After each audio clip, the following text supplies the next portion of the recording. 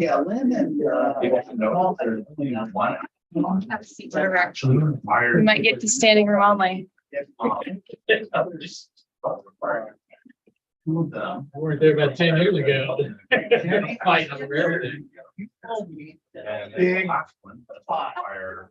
That's all I, that's all I, you and I are gonna talk. I'm gonna give, Thank you for your. That doesn't cut it. Oh, sorry, that was your. Okay, great. I didn't think I gave you, I don't know if that's good news or bad. Don't want to be this person. Okay. No, I'm sure. Okay. City saying, I want to make this Yeah. change. My property. At that point, where that change of the property. One of these four things would be required. So if you go to the far left of this, it actually starts with what change do you want to make your property? That is Oh, the. no problem. Nope, it's all yours. So for the people, that are currently living in a home on septic. There's not an immediate trigger of it. It would, there is maybe at some point of their septic fails, they need a new septic. That would be, because there would be a attempt to be a permit for a new septic. That's the sort of- Oh, you know. There it is. Living the dream. And you would then go to this charge. So we can do that with everybody as well. That's good. Oh, well, I've never. Yeah, the decision you have to make, there is one in some place that stopping. Yeah. Carolyn.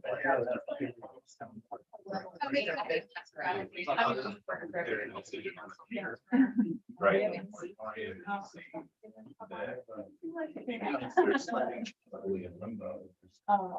This period of time until a decision goes one way or the other. So there's often people trying to catch it. So that's. Oh, you're on. Yeah, I'm actually.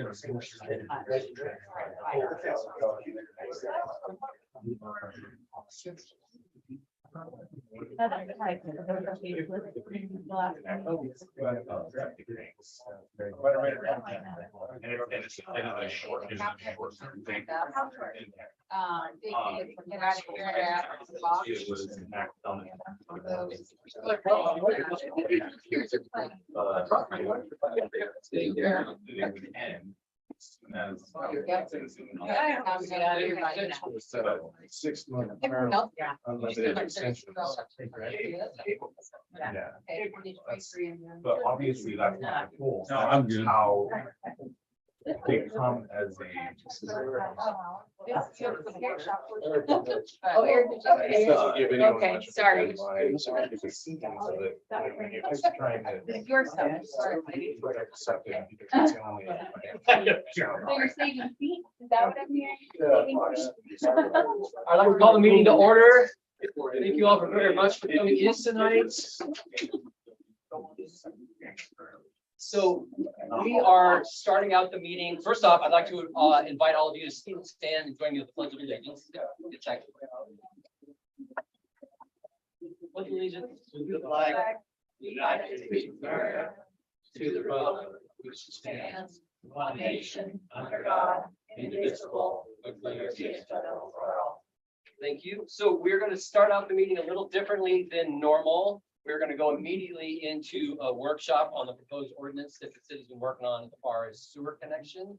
So I wanted to make sure that all of the facts were made available to you before we went into public comment. So that's we have the breakout tables, we have a staff member that's going to be at your table, and we're going to go through all the facts, all the chart. We've got a flow chart to help you understand what we're working on, just so that we can all be on the same page as far as the facts go.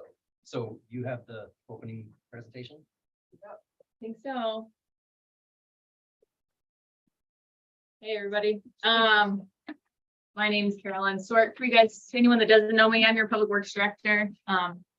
New Carl is my other name, maybe not so new. I've been in this role for about a year and a half now. And yeah, so we, the city has,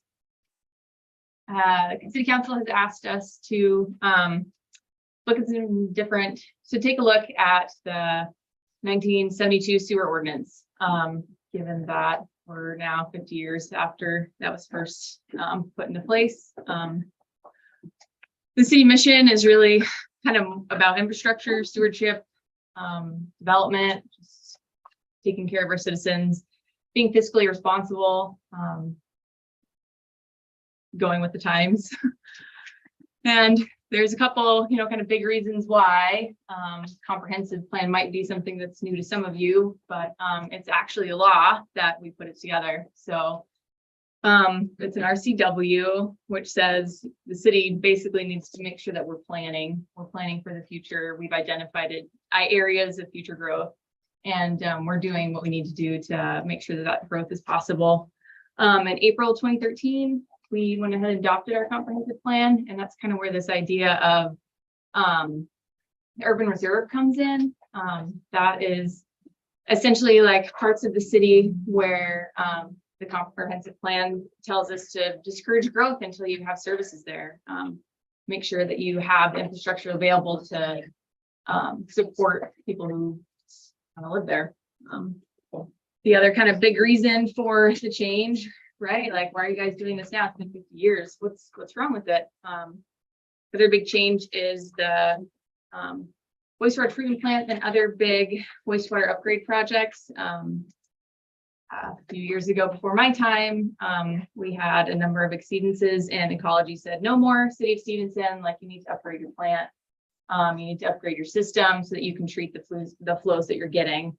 And they didn't say upgrade it to today's numbers. They said, go ahead and do your upgrades to make sure that you can plan for growth, right? Like, plan on all of your parcels having people in them, plan on all your shop fronts having restaurants and bars in them. Make sure that your facility is such that you can handle all the flows with all the different strengths when you plan your system. So we're in the process of an over $15 million upgrade. And currently the people who are paying for that are folks that are on sewer in the city. So part of the reason for this as well is to make sure that everyone's kind of trying to make it fair, right? So I feel like one of my duties as a slave to the public or a public representative is to make sure that I'm a voice for everybody in the city. And some of the folks in the city are paying pretty high sewer bills or sewer rates because they're paying for a system that's sized for everybody, and not everybody's connected, so not everyone's paying into it. So those are kind of the big whys.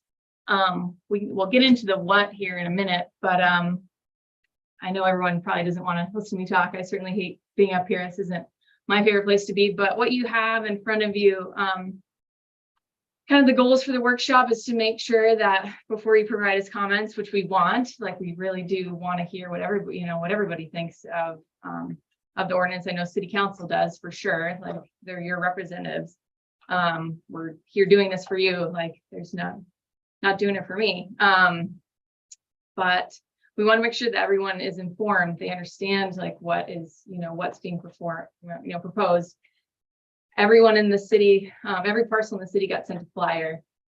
A lot of you guys are new faces. So this is the first time I've gotten a chance to talk with any of you. And I want to understand like what what is your dream project and how might this proposal affect you?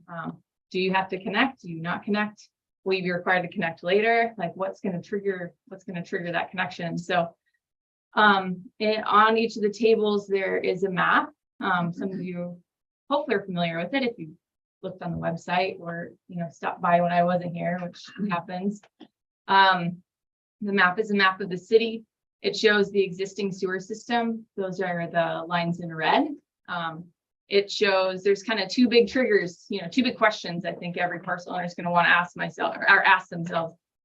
Am I in the urban reserve? And am I within 300 feet? So we tried to make it really easy for folks to figure out, you know, the answer to those questions by providing you a map. Sewer lines are in red. There's a gray kind of bubble around the red lines that depicts a 300-foot offset from the red line. And then also, am I in the urban reserve area? And those would be parcels that have a hatching over them. So like the diagonal hatching. So there's your map. If you're curious what the colors are for, the green, and this isn't necessarily perfect. There's a lot of parcels to keep track of. And so it's possible that some of the information on this is not exactly accurate. Please do share with me if you see that my parcel's wrong. It's not vacant, I'm on septic. But the red is vacant parcels that don't have any, that aren't connected to sewer or on a private septic system.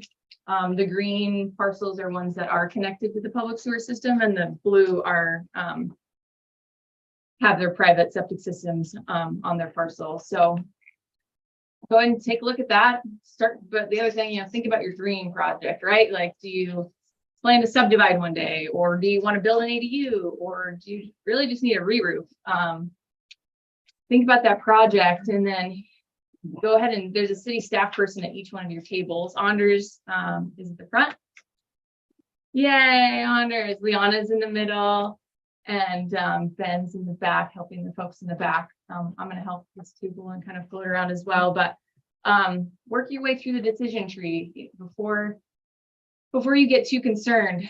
Think about your project and work your way through to see, you know, are we asking everybody in the city to connect tomorrow? No, like that is not what the ordinance says. It's talks of, you know, it's very specific in its criteria, and the decision tree should help you think about your own circumstance and what would be required if you wanted to do that project. But that being said, have fun. We also have comment sheets on every table. If there aren't enough, just let me know. We can print out forms. So as the goal right now. So you're not in North Carolina. Yeah. Where is?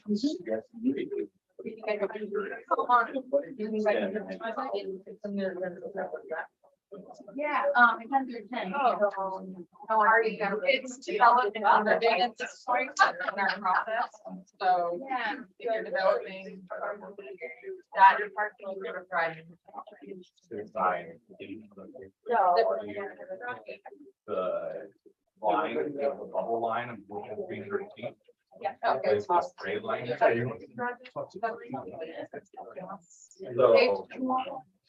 No, thanks. the red lines are for lines.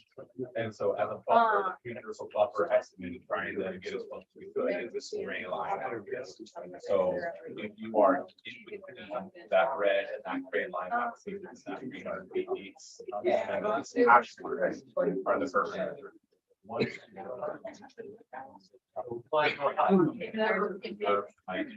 yeah.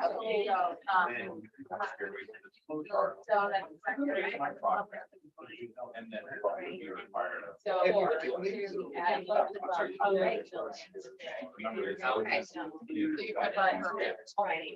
Who wants to start?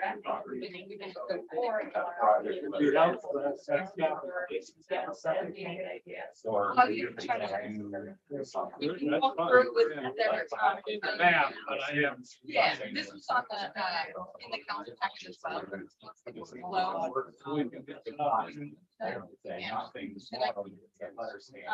Okay. It's So.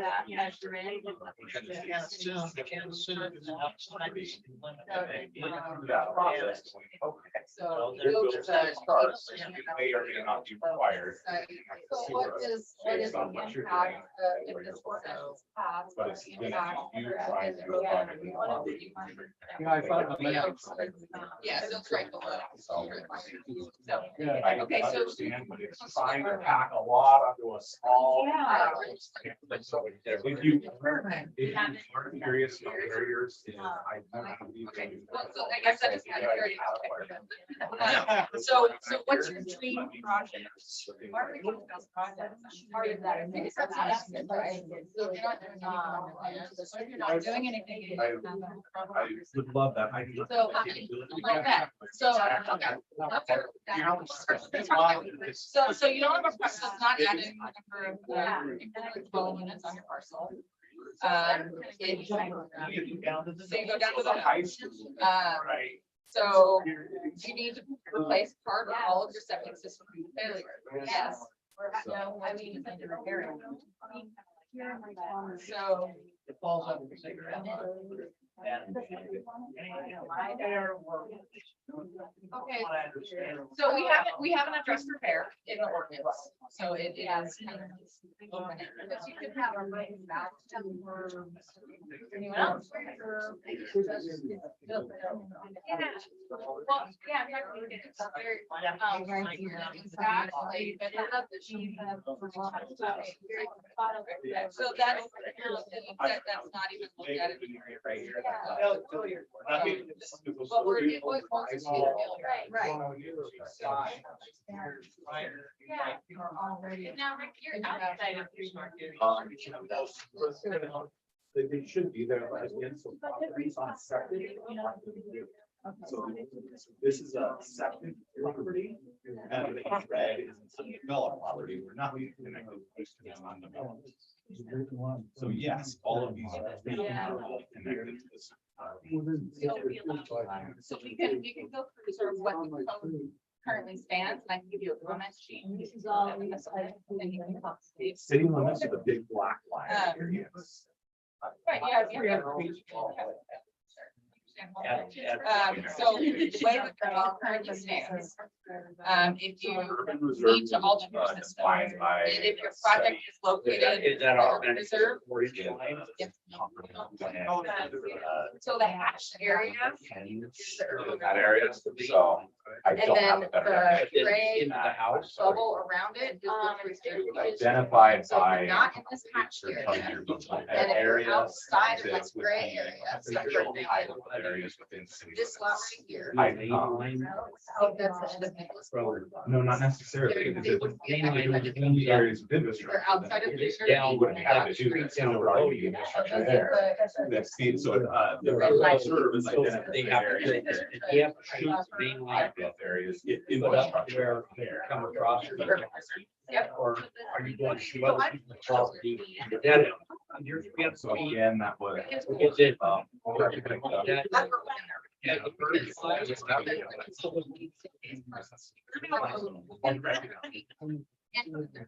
It is a great. It was done through a study. It's like- And then these parts of here are just. This is not bad. So if you are. Yeah. And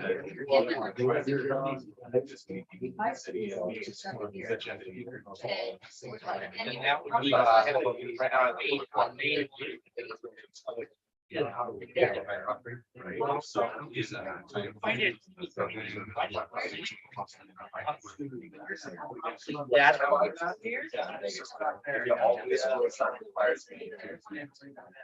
Okay, so. Everybody will pay. It's already enough to the. The big power. That's not in there. That's made by- that was my understanding. I have. So that would be not in there. Septic. You just need a connection to the source, and you don't need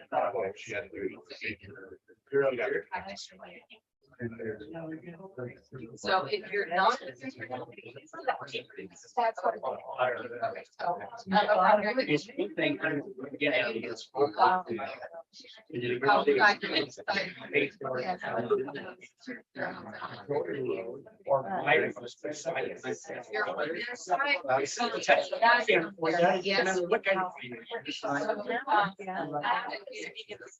Oh, okay. Well, yes.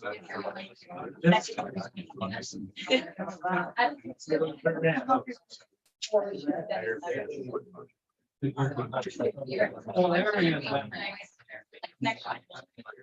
But, yeah, like.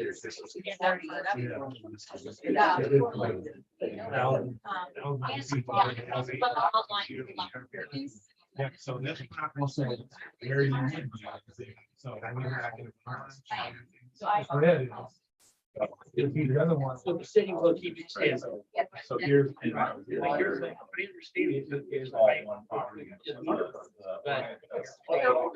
So we're in the it's may not comprehensive expand. plan. So our we've got these part here. Process.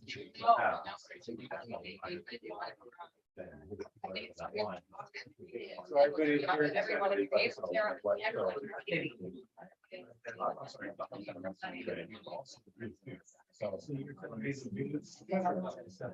Versus the foundation within. And then again, so the. People extend it all the way and everybody. Then,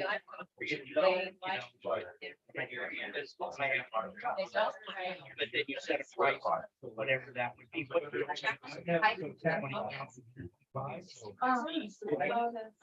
There's no. 6,000. There's increased costs. So, Yeah. so it is, so in here, you're not. For them using their own. Well, yeah, I'm not. I understand what you're saying. You want everybody. No, every on this line. When you're paying for it, all you must have asked yourself, well, I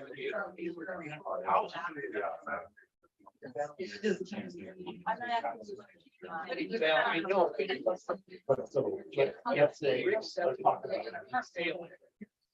Let's maintain. He's gonna have to expand line up to Right next to the street. whatever, what, 10 feet. And at $500. Subject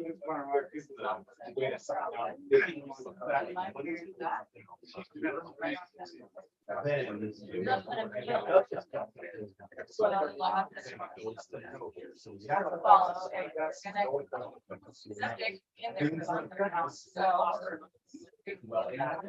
So that's adding a place to sleep, place to cook. So it's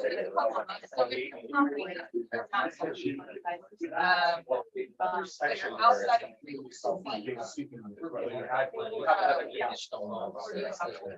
That's.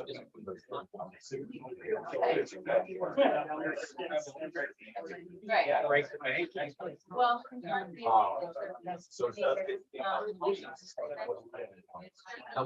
Yeah, it's your project on a parcel located. So when you do, so you don't. First of all, They like. so in that, so. Yeah. If you know, work side of it is, you know, So.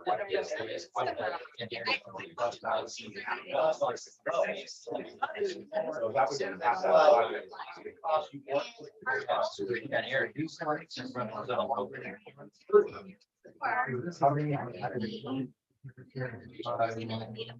The only reason why.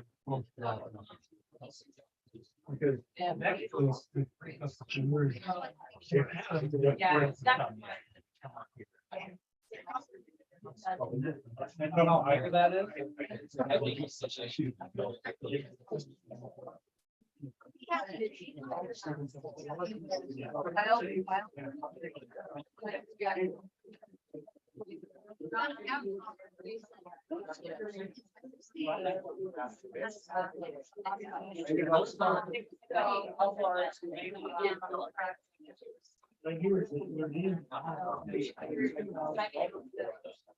It's a city meeting.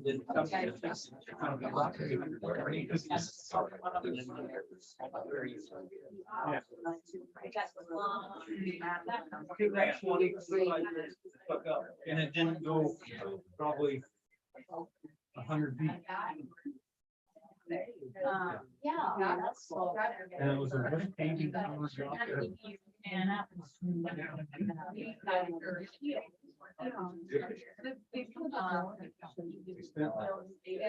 Just to go And back. then there's a process to. They spent like where 8 that hours.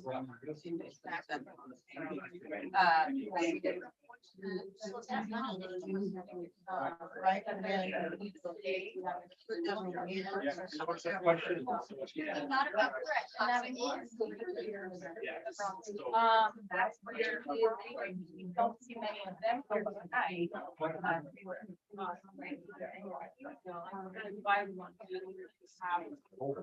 It's food. It is all. So it typically works. Places of development. Is this house. The developer. You're outside of the lines throughout the area. And then how does that? Construction of the now. It is a minimum of everybody in between, right? There's areas to be able to connect. You use that house, having the city and that person's projects to try. For a thousand. Such as. Yeah, Okay, this is done. the. If the city had the money. That was, and that was 3 years ago. That was sales page, that included a lot of. As well. So private. You're the why. Right, where. Where septic tanks are things. Our belief. So that they can connect with their ground. City will try to again, I don't know. where there is a high density. Where they can get the most. Smallest. Seeing those areas should be city farm. Right, so these business that can make their most users prioritize. I think that's stop there. I think it's kind of like with as far as they can. Right, and then do that for long as you can. If you need to apply for state. So. Oh, absolutely, we're going to. All actions. About 40% right now of the sewer plant is paid by federal and state. Things, I mean, That's it does massive, get cheaper. right? Like, and that's incredibly hard for fire station. Like, I've been incredibly hard. work. Yeah, so that is, it's a recorded, agreement that's, they have, there's a number of different ways to Right now. draft them, but in essence, we would need it to say, when the sewer line, gets to me, I will connect, and I will pay my fair share of the cost to bring it to my. I would join that lake, I would, join the latecomers, I would join the district. In my area. Yes, there are connections, but that can be funded by either. Right? So like, and what, the hard question comes down to, right? What do you mean by that? Within what. The person who's gonna have their system failed, tomorrow, the person who wants to build a house. Instead, Well, I don't have to think is about it. we are preparing for. It's gonna be different. Because. They did a stuff. Sewer line. Yeah. For having a committee. That's why. That is having more smaller lots and not one house on 7. They're paying for that, and they're within 300 feet, and on the sewer line to do any development, to put a new. A new dwelling on their property. they would need that. Right, and it's anywhere from 2 to 50 to 400 dollars. It's too, well, it's less expensive, yes, it's done privately than if it's. Right, right, so, what we did with the main gig that, definitely similar. You get a lake. It's not taking Like, about I don't know how much land we have on those lots. Yeah, I don't know. It's just. Spread the- you have a neighborhood Where next to the- Where it's really trying. Speed up that cost based on frontage, and then your lake, you can have a lake on your house based on frontage. I don't know. And then the other half is based on size, so that's like a potential. Yeah. Subdivision. Right, but history is. That could, and that was the calculation, the others just didn't come up with that. How long the line Years. is, where it And bring allows. those connections to cities and sewer. And private. They need to put development charges across that thing. Well, they can't connect. Yeah, but hey, One the trying to upfront figure out how. cost is priority by everybody. You bought it. But they have getting them once. These lots here. I haven't, we haven't paid Yeah, any, that's no fine. one paid any water front. It's built That into are the right rate. now. Hypothetically, The cost for them to build a new septic tank right now, everybody shows on the 10 grand rate. 5%. Septic rate line. Okay. The Like cost change of the septic. FTP to hook up to the sewer right now is 68 on the water. So there's a couple of other things as well in there. We could do, again, if it's, yes, community water sewer is gonna be city-led, don't be led project. So right now, the sewer base Utilities are local. is $125. That could be city-led and our simple like set, so the other person's in an area. But again, we're talking about that difference. That's another way the city could also continue to extend and similar set mandates by the lake. We're talking, and so that's what But I'm trying again, to that is say. cost and If more it's by already everybody. used, right? That That's is the goal, separate. is that we get this close to people. Okay, so the question I have is, if you have. Yeah. Replacement stuff that is paying 8 to 10, right? So the city is $6,800 to connect to the sewer. That does not include the actual parts of material, labor to connect to the sewer. Correct. Okay, so it's $6,800 plus about the same amount to run the sewer line, rearrange the foundation, sewer line. Creates a problem, we're talking double. But for, Where your property is. if Where your this residence, person- where your house. for this, So that $6,800 is not compared to the septic But, price. It's incredibly variable. With person on the Right. developer, You have to- they went all this way. If you have. They could build it in the cost of that lot and then have it. No, it's It's like between. cost, yes, You're 20 running years that are far. limited. Maybe you're looking at subdividing, having a second So home my on that. question is, for that development. So, But I would, basically, the city is forcing, in my case, my girlfriend's house where I live, has septic, there's sewer in the street. If she wants to put the ADU on it, like she wants, we know it's gonna go to sewer, that would be the plan anyways. That's just like, my property around. 3.2 acres, you know, no one else here knows necessarily. 400 feet to the very closest corner of my property, that's where the sewer is. You know, that's $100,000 just to get it sort of within reach. I already looked into that. And then Well, and I'm not gonna drop. diagonally across my lot, which is almost 600 feet, is how far I would have to run the sewer to get from my furthest corner to the highest corner. Where, So, you know. where I want to be home. And so basically what you're kind of saying is I need to subdivide my lot and give the city what they want, more lots, more residents. And completely change what I want to do with product. That's basically what you're trying, What I'm saying too, yeah, what I'm saying is that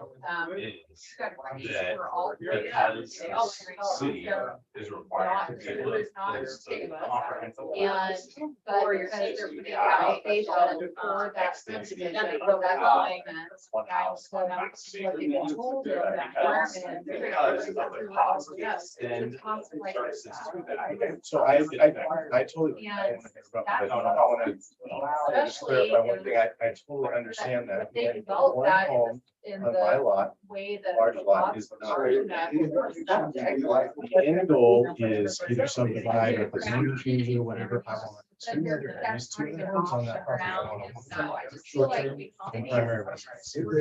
So you have 3 homes in that big spot. Yeah. Operate like a business. Financial. This go around. Um, I want to build So I get it. Then it's a whole lot. projects. So I guess my So- question is, there's been, I don't have. Well, seriously, Flyer. as Or the assessment. if So I want to build now, the code, I can build out the septic. And the one house, I put on a septic, you have no way that septic is gonna be good for. The problem with that though is this.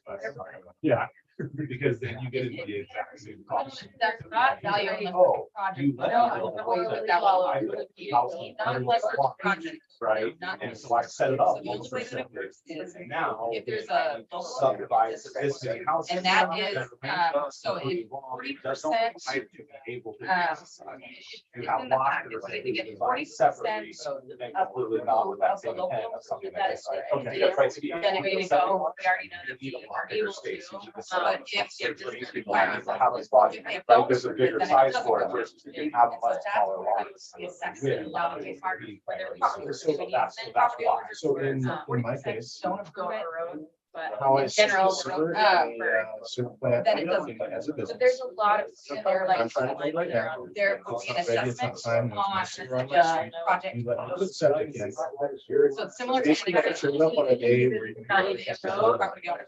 I need it, I want it, I'd rather be on sewer, but I want to build now. It could be, So you let me. you guys, build it my- could be a lead, Next it time around, could be a in lead. 5 years, when I decide to build out 2 years, when the sewer's on the street, you're looking for business, I connect to sewer. And I'm going to- Actually, that's a great. Yeah, every scenario is different. Yeah, it would depend on your neighbor. You outside of. Let's go there. So you're. Yes. But I guess, so. I mean, you gotta understand. No, I Right. Barney. So local districts, the only way to have. A Lake County agreement is not assessment. None of these other financial options So that are in because there as far as it's in development, city you were at the Running corner a of, yeah. project. Development properties are gonna stay in development. has If that you option for as far as. the property that Not the other thing developed about already, so there was an existing. Closer to what you're talking about, is where you. Or even, I mean, even if you don't pay your water. Bigger with development agreement that when sewer comes to you, you're agreeing. Okay, so it's all about- No, I hear you. Right, right. They're paying for what they're getting. They're paying for what they're getting. They're paying. But they would be with the goal station in the city. superintendent giving them the City. But you're inside city. I like your thinking. And with a septic. I'd like to see that. 30 years. It's all city limits, you know. This year. The Like connect. tag on to the I developer. mean, if they have So, something that's But, working. you know, developer. Instead, if there's a incentive, I want to develop this property. What does it take to develop this property? Right? It takes the So line if of we're an in an extended area where on we know that that. partnering with other neighborhood So they're properties. open And they're basically forced to- I mean, Yeah. up the street. That would have something.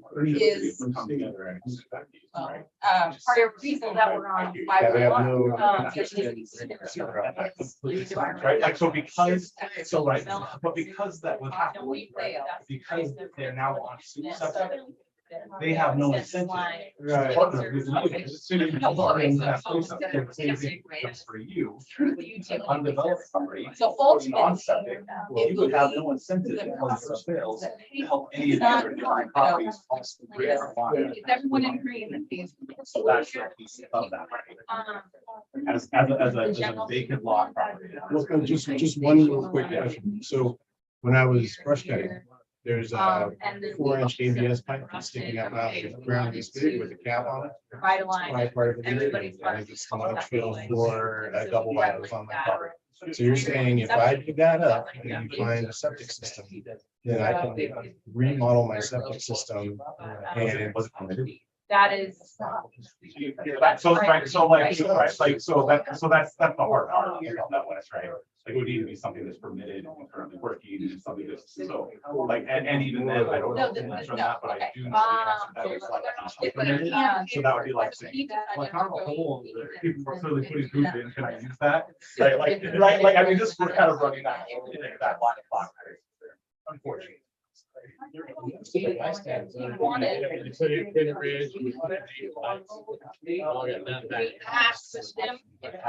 There's gaps and pockets in that. We're not sure. So there's a couple of things. But no, that's not. Right now, yes. So this is your. We did set one day. That's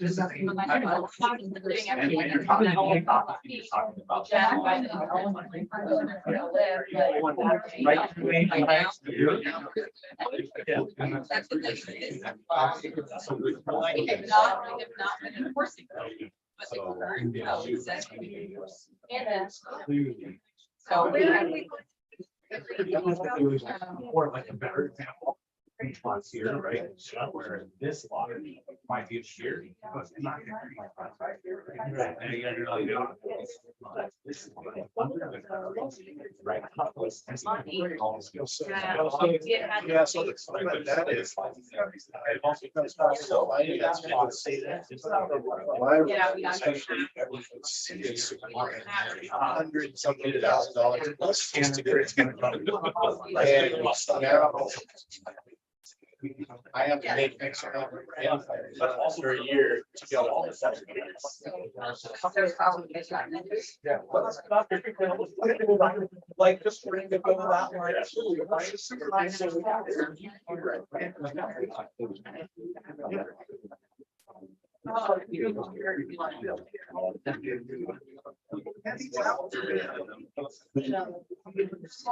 Well, the idea is not to play hanging.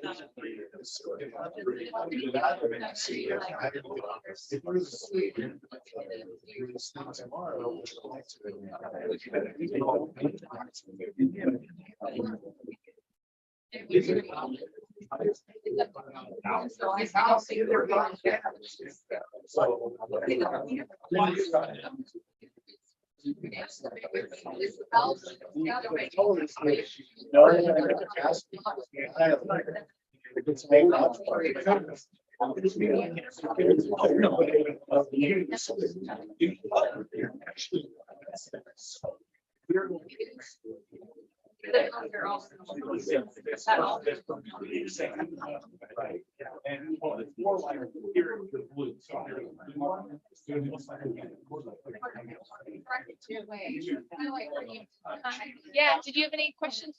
Yeah, I'm outside the boundary, so. I just, you know, and, you know, you gotta get. Yeah, my grandfather.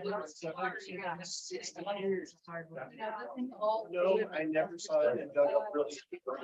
It's fun. I really- yeah, one time when I was like, Like, hold out until you get all.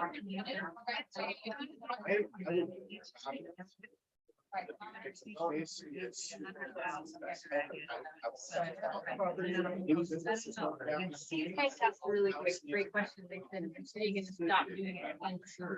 And the answer is no, like, it's still. Right. Yeah. Be nice adding on. a little more balance. But it's kind of like, some of these people.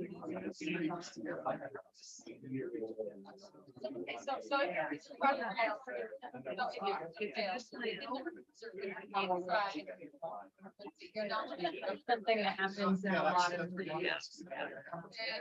Well, I'm not quite inside the boundary. Yeah. Are you within city limits? No. Yeah.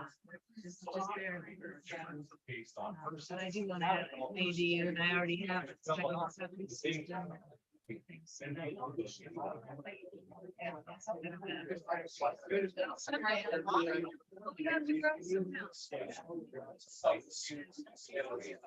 mean, I'm not excited about anything, but to take care of my city first. I know, yeah. But then some folks are needing water.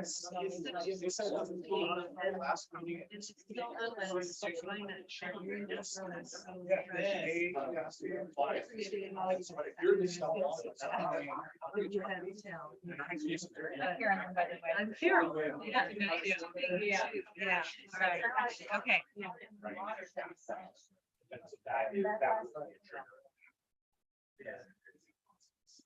And now. I did, I was trying to get some.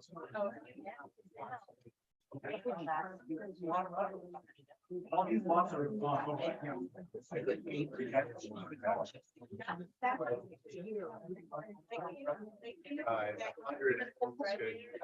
Couldn't even accomplish that.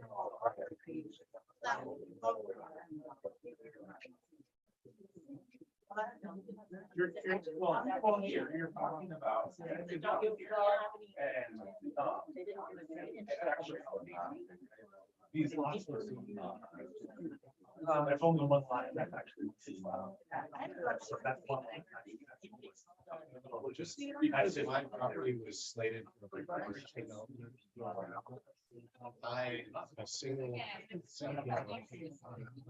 One party. Experience. So, not wanting cash in my pocket. I'm sorry. It's like. So,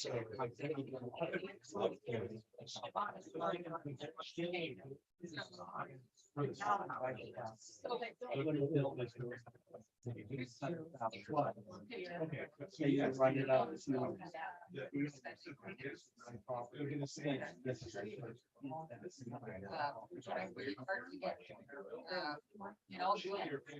is. Right, yeah, and they're not. But it- For sure. Where am I gonna live? Get property, right? In a trailer. So after. You were wanting to develop. Developer could be a private company or it could be an individual property owner. What happened, title of developer, because they're developing the property. If you are wanting to develop your property, then you might need to check how many lots you might buy this into. To be able to recoup all of the costs of your decisions, which includes roads and infrastructure too. So that is what. And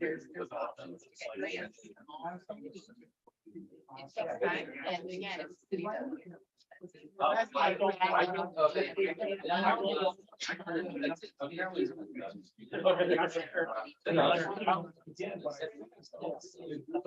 I do know. I would be happy living in a 600 lot. I lived in an 800.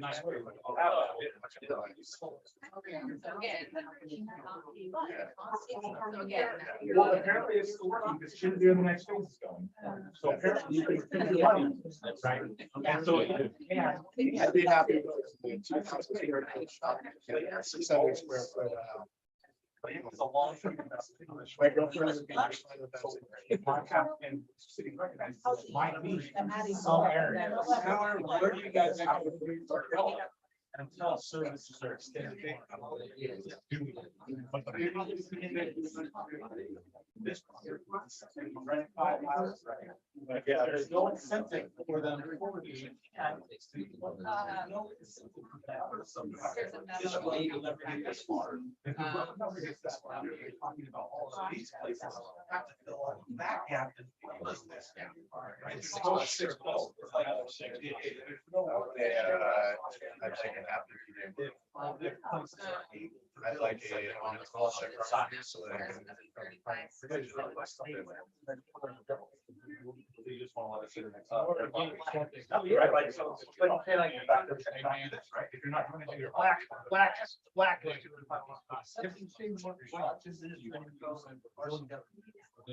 Let's build a house. Back to the building. So the idea now is. But. But just because I'm. 600 feet, I can't. Yeah, when I county. My 7. Like 6 months. That I. I understand. Brother, who's on the name one way or another, I think it's more right. We're not going to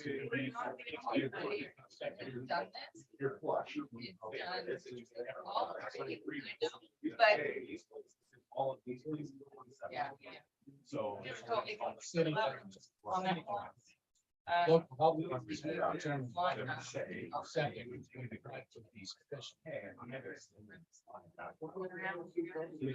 Yeah, we're just. 5 more minutes, everybody.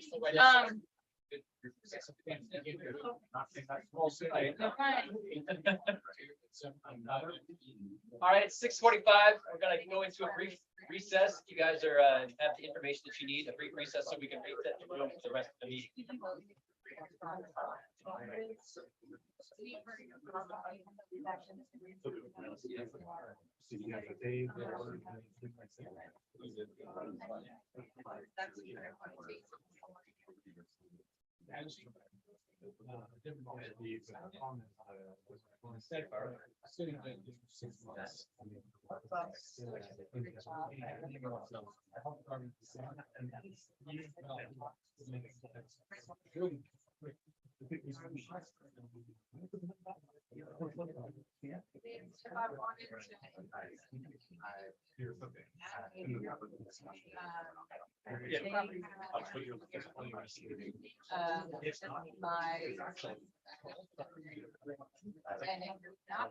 Because nobody's extending out here.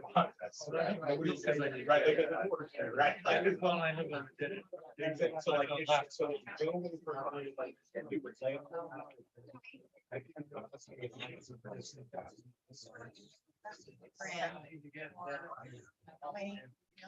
No, they're ready. Sorry. So I guess. I'm thinking, there's a whole. I'm trying to get at. On the road, no, that's. Okay. The water seventies, they had a projection in the 1980s, the town. of The sewer. Which is what I thought I said, 20 that years part of past my. that. The city. is And we're struggling economically as a region to provide jobs. So the grant funds can be figured out. We got. That's what I was wondering. So it's very. I'm not really here. No, no with problem. you guys talking.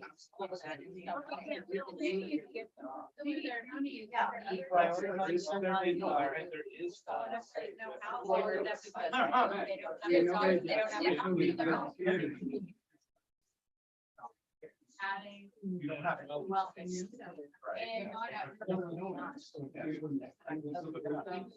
We don't.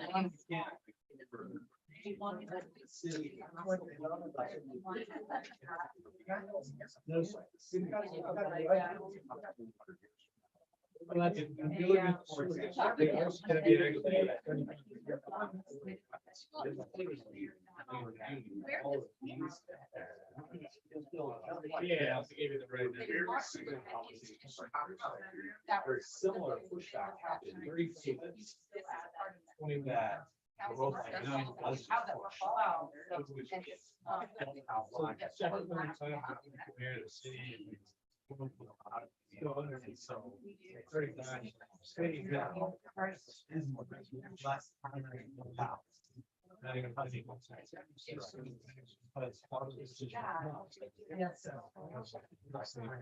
You know what, we'll do just this part. So here.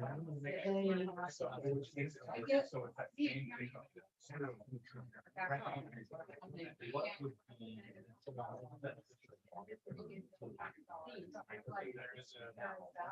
Good process.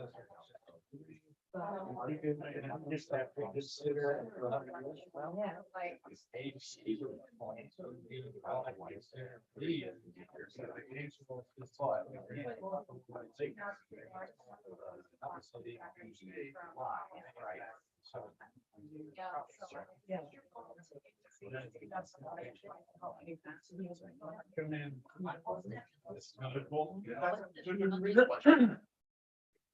That's all it goes to.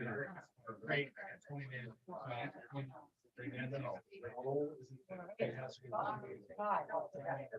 They're talking about annexation policy, but it doesn't. It doesn't pencil out.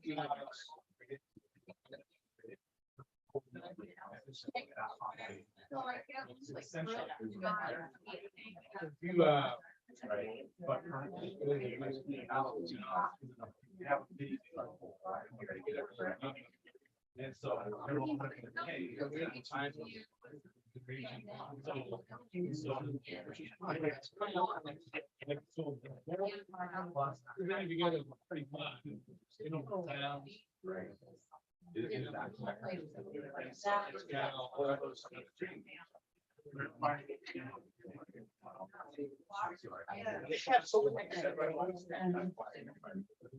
Yeah. This is Chris City, passing around very circles to go across the county. I've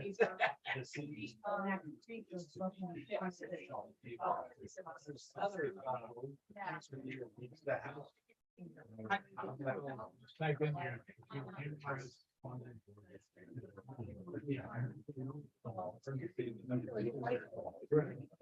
Try not to get hard to get us.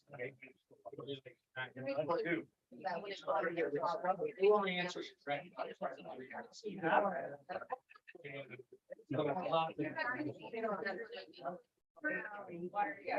What do you guys?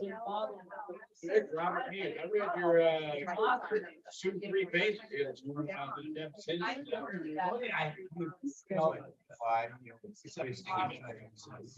Yeah. Sounds like reading, I'm like, well, shit. I was there's something about it, so hard to get off to get to see up there. Oh. That's your latitude. Right. Yeah, no, I read everything. Exactly. And Impressive digest of the RCW. that's exactly what the city wants. That's something I want to do. Just don't. It's not what Yeah, right. Again, those are. The city doesn't need those. What ends up happening. Well, that's how they do their new map. I'm sure all the. It has to be managed. It's six. But it's. System development charges.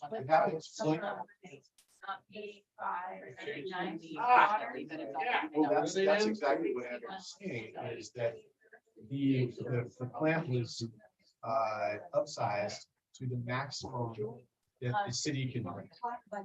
Right. So they're upsized to the maximum. It depends on how you look at it. Live in the city, based on the, layout and that. Last couple more comments and then we're gonna reset the round. There is, I just. If you have a couple more comments or questions, we want to get those, make sure that you have that opportunity. If you want to wrap up this session so we can go into the rest of the regular meeting. I haven't.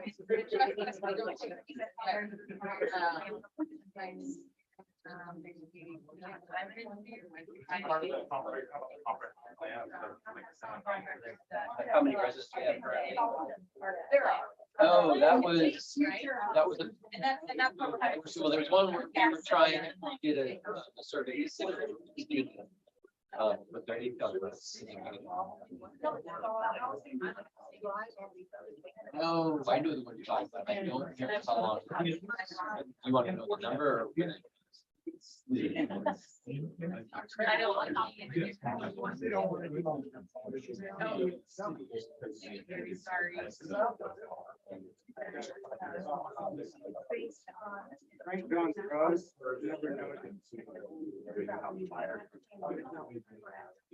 That's part of this. The other part is making sure that we identify the areas. You don't allow. Automatically. Strict density. That's accountability.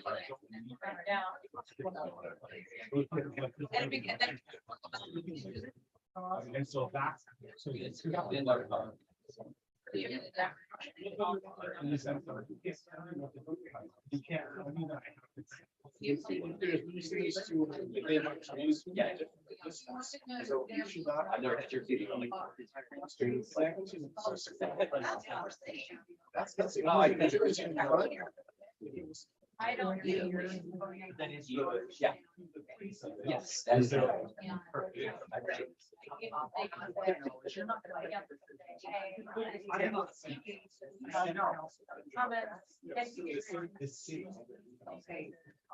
Ben. Ben. Yes, we are. There, it is going to be discussed.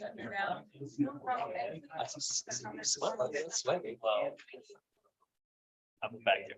Yes. He does have some short. My first.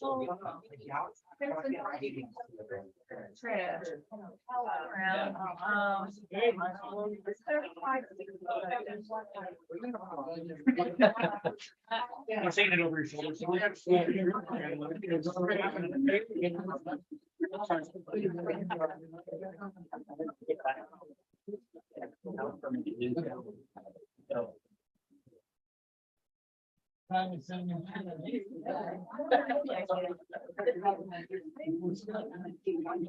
Thanks for coming.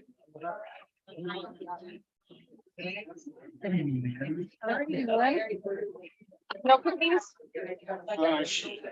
I just needed a key. All right.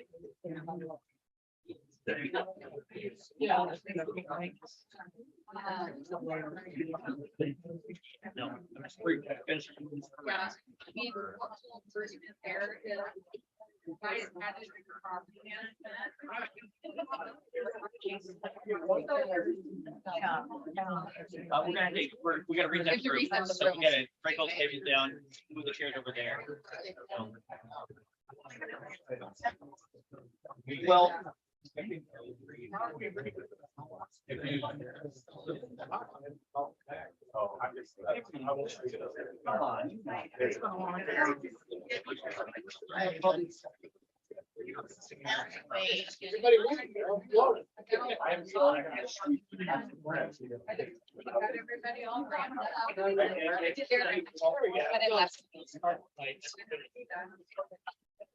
Everybody all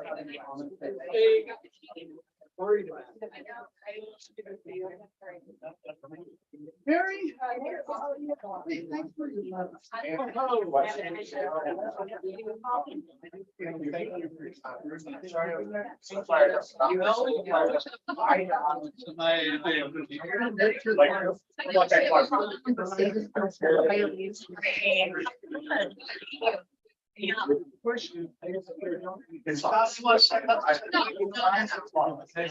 There has to be open discussion. And if it's football, and of course, people are gonna be like. And then.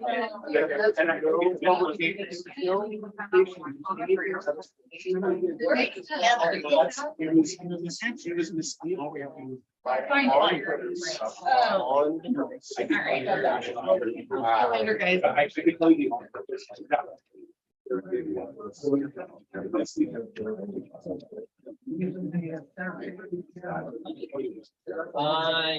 Probably. From the outside. Everybody's well, you said. And that's why I can speak to you.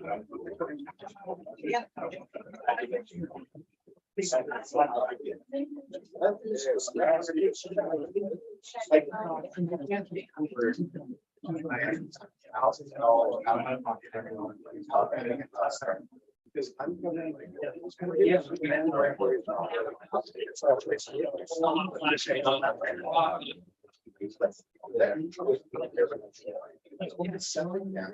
Okay, I got it.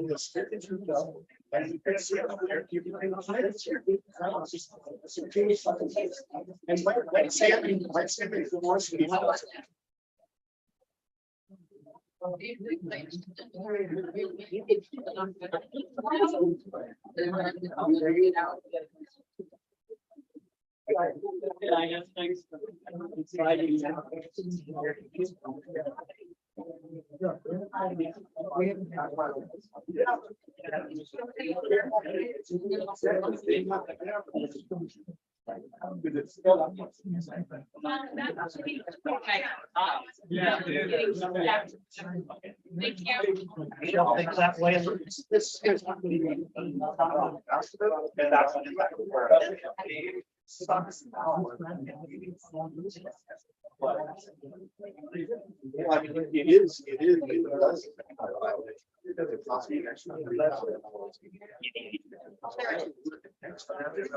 Excuse me. There is a lot of all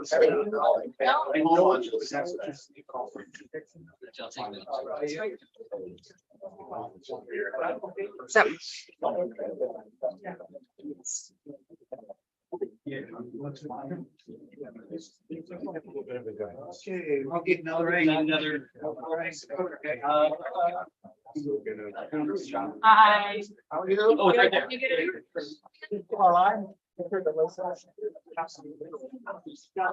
Good. Yeah. Please. Lives and lovely years of content.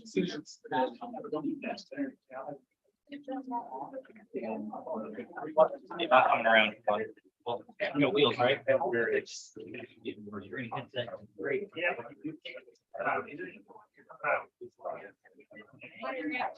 Spin around.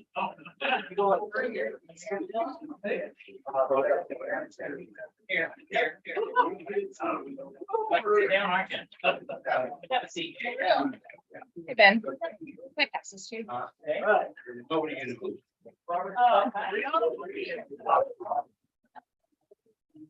On the part. Yeah, the part. And Deanna, where are you gonna sit?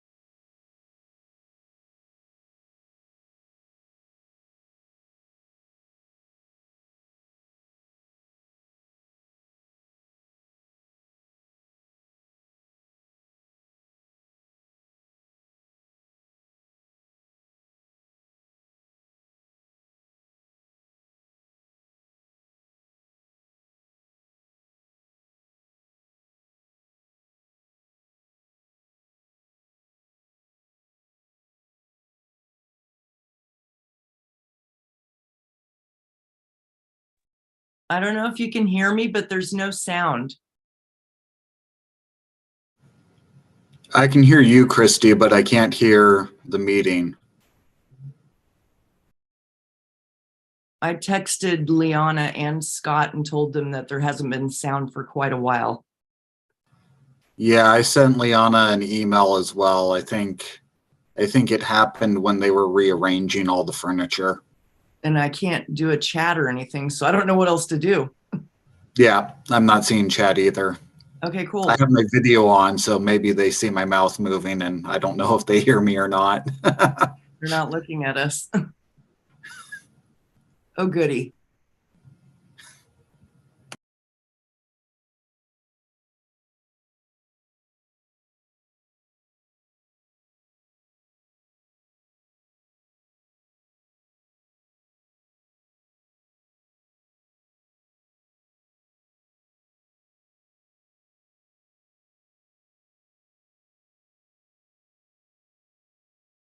I tried that hand up earlier. Yeah, it looks like Joanna's doing the same thing.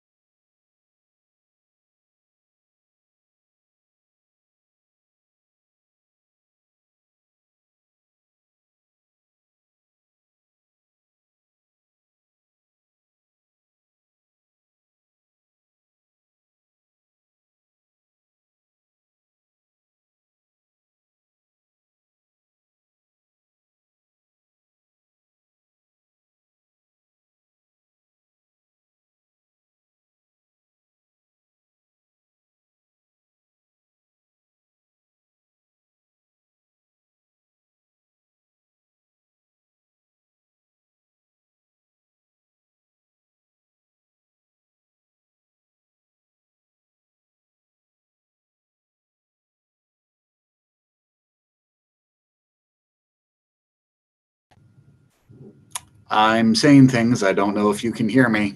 I can't hear you. Scott said recess while they set the room. So maybe they'll fix it in a second. Okay.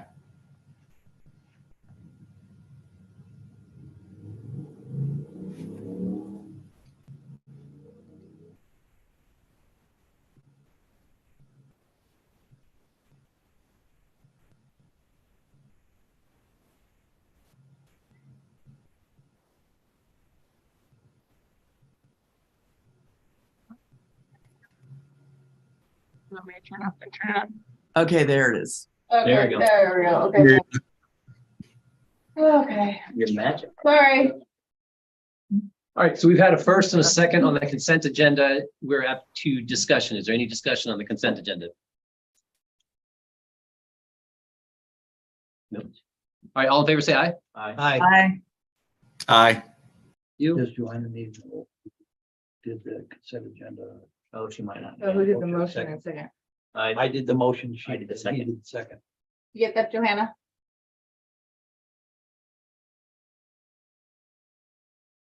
I'll get it. Okay. All right.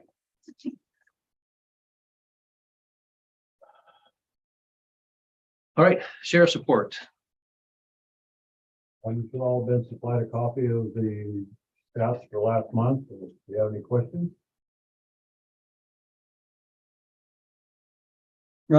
I do, Trace. Trying to bring it up here. Looks like we had 47 calls for the month. Looks like. It should be on that. Yeah, on that page sheet. document at the very bottom. Right. Okay. Okay. But I also noticed that within that. Let me double check. When you ran that, it also brought up all the medical calls too. Pardon me. It brought up all the medical calls too. And I've supplied those since the beginning. If you want those taken out, I can remove them. No, that was just one of the discussions that we had when we were talking about the contract that. Right, That- you know, and I understand where you're coming from that as far as the patrol side of things, but it's also the dispatch is utilizing those calls as well and dispatching those through your city. Right. So that's why they're in there. Okay, thank you. That's all I had. Okay. All right, Liana, the interlocal agreement. So included in your council packet is a staff memo and a draft of the agreement based on some discussion that Dave Cox and Paul Hendricks had with Sheriff Shire and Tracy Wyckoff. For discussion, their request was for ultimately $150,000 increase over 2 years to get us in line with what other communities of similar size and call volume are paying for similar services. The city is currently paying just over $200,000 and the other communities are paying about $350,000. Their initial proposal was $100,000 this year and $50,000 next year. They also mentioned a couple of other concerns that they had, such as closing the road for parades and the increased cost that that has. And there's a way that we can pass that cost along to the people that ask for the parades. However, most of the people that ask for those parades also get tourism advisory funding. So in essence, the city could reimburse them through the tourism funds. And the only caveat would be when the school closes the road for the concert. And there could be a way that we can, I'd have to talk to the attorney about creating an exemption for the school district for that. So.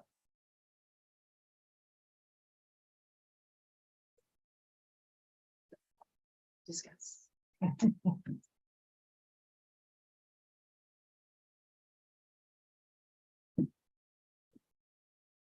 Thoughts? Mr. Negotiator, thoughts?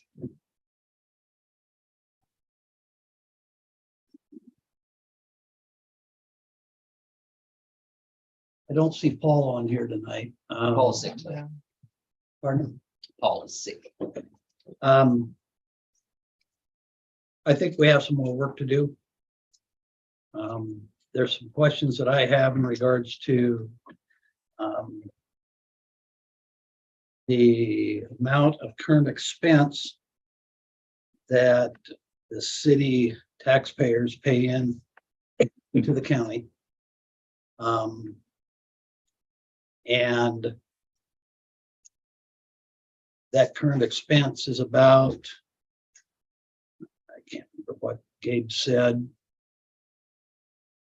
but it was somewhere around, what was it, 15%? Leon, do you remember?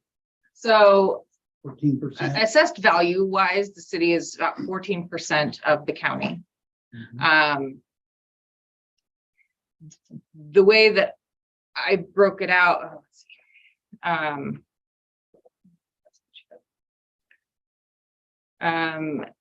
ultimately what we pay into the sheriff's office for their work is about $86,000, I believe. Into the current expense. No, That's so what we pay about, so 25%, so the current expense, out of the current expense fund, 25% of that is the sheriff's office budget. Okay. And so if we take what the city pays as a whole, which is 350 to 370, if you take 25% of that, it works out to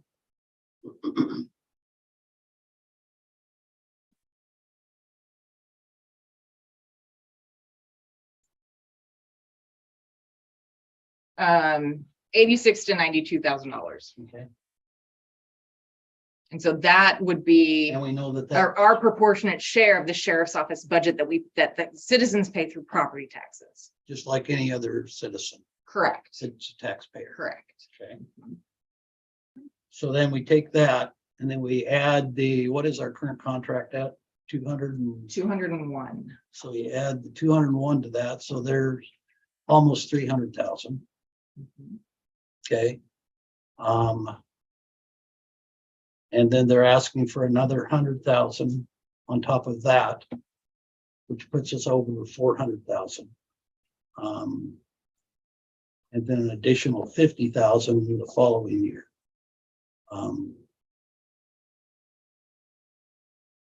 And all of the information that was provided to us was cities that own their own police departments. No, No? Which city does not own their own police department? if you can give me a city that can run a police department for $300,000, we'll do it. So the city. So none of those cities own their run their own police department. They all, Engine of White Salmon. so Bingen, so White Salmon is the one that has the contract or Okay. manages the department, and Okay. Bingen contracts with White Salmon. And And so they pay a portion of that. Tenasket is believe Tenasket, Okanagan and Benton City and Davenport, those are all county. Correct. These are all contracted cities. They're all contracted cities, Correct. okay? All right. With light contracts that have the 24-hour coverage, and then also comparable populations, and then comparable call volume to a point. Okay. Provision's actually quite a bit lower. Okay, there, I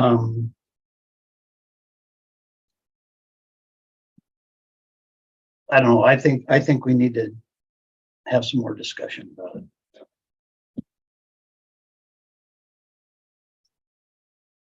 Does council have a direction on how we want to negotiate it, I guess? On call volume, on population, on assessed valuation, on Priority of calls. Mhm. I don't know if we have to start prioritizing calls and what we want to have them respond to, and what we, you got priority 1 calls, priority 2 calls, so on and so forth. I don't know. But I think there needs to be more discussion. Because I'm having a hard time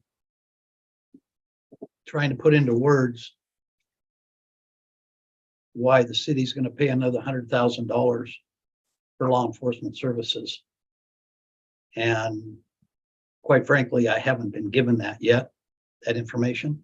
And so it's tough for me to look at my constituents out there and say, well, it's because we've got this call volume and it compares to such and such. And so because they're getting it that way, then they feel that we need to be doing it. So that doesn't sit well with me. I would like to see, for example, what Under Sheriff Wyckoff provided for us, a breakdown by month, what those calls were.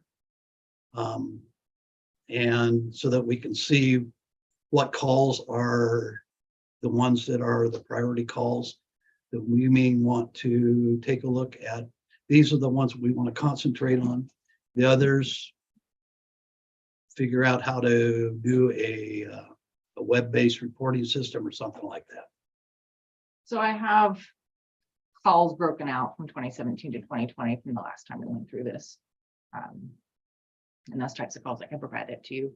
And then I can also see, as we talked on the phone earlier, the calls actually have gone down in 2022. So between 23 to 21, or sorry, 2017 to 2021, the average call volume as a percentage of the county was about 22%. In 2014, it's 14%. And based on recent numbers, they seem to be trending that same downward trend. So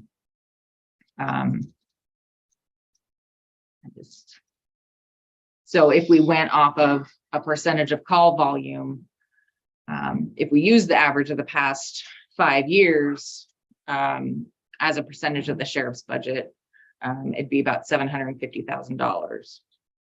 And that average would again be about 21%. But if we did it based off of the last year's average, or the last year's percentage of calls, it'd be about $500,000 as a portion of the sheriff's office budget.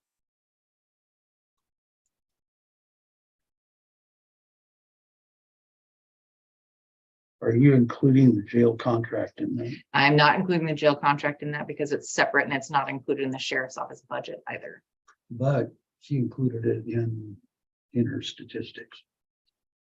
As far as, She put, when she had done her statistics, she said the overall sheriff's budget was such amount, such and such amount. I pulled it straight from the website, from the county website. I was So, basing it on what she had presented to us, and her document utilized the entire sheriff's budget, which included the jail. Correct me if I'm wrong, Sheriff. Well, so I think you are incorrect in the point that I was just trying to make. If you incorporated all of those things, my point is that if I took the call volume and made it a percentage of our entire budget, because Right. of the jail dispatch, emergency manager, all the things that are incorporated within my budget, just overall, it was a breakdown of $900,000, $1 million, and $900,000. It was just more of just showing where that comparison is, that what it takes to have the highest call volume within the city of Stevenson and what that looks like against my entire budget. Okay. Yep, so it was just more for nuance. so I can work more with Dave on a direction. Is there any feedback from other council on a direction, or you, Scott?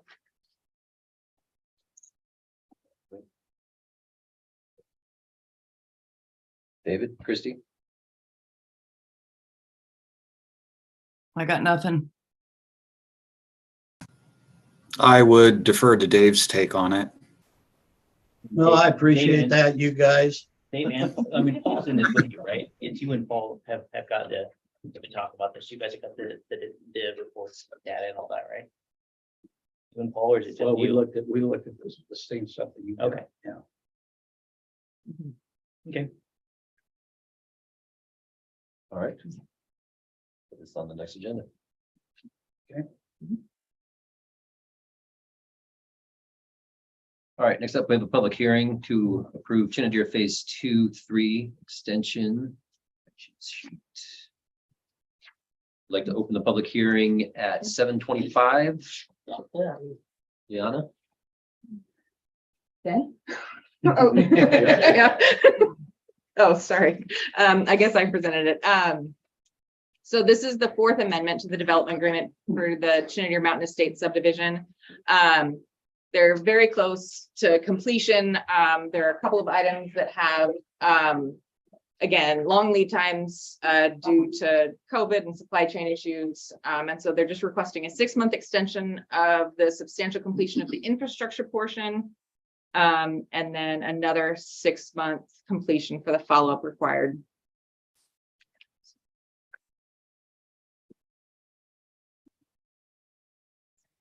I don't think so. The draft of that amendment was prepared by the folks at Chinadere. Suggested some changes to that. Those have been proposed to you. Suggest granting that, keeping the development alive to get through the next phases. We do anticipate it being done soon.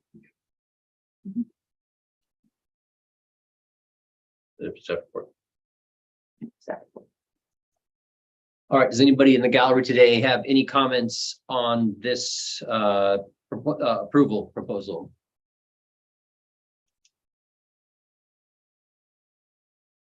Go ahead.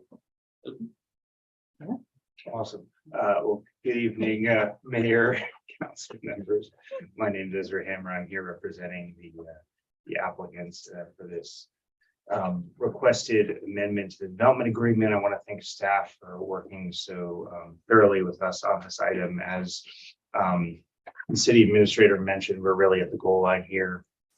We're waiting on a couple of outstanding items, but anticipate in cooperation with staff finalizing our punch list and the items that are going to go into our final performance bond, and hopefully have that before you as part of the final plat within the next month, 2 months at the latest. So we're requesting the 6-month extension solely out of an abundance of caution, but feel very confident that we are at that goal line, as I mentioned before, and that we will have final for you within the next couple of council meetings.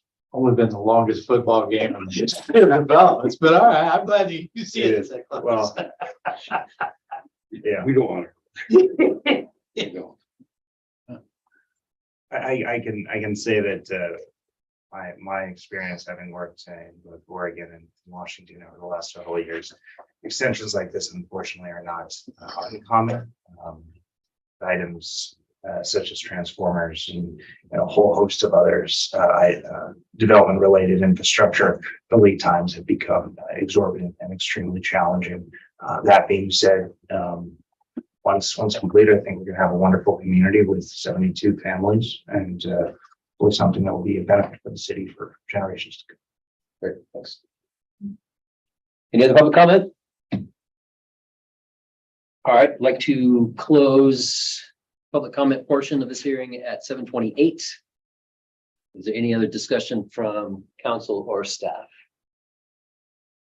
Ben, did we get the issues with the walking paths resolved? Planning Commission has reviewed that and made a recommendation that will be presented to you with the final plat approval. Okay. David, Christie? No. All right, I would entertain a motion. All right. I'd like to make a motion to approve the Fourth Amendment to the development agreement with Aspen Development LLC for the Chinadier Mountain Estates subdivision as presented, period. Second. First and a second, any further discussion? All in favor, say aye. Aye. Aye. Aye. All right. Approved. Is welcome to stick around. Thank you. Thank you, guys. Thank you. Are there a notary? I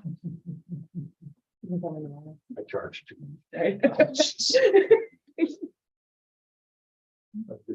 Thank you.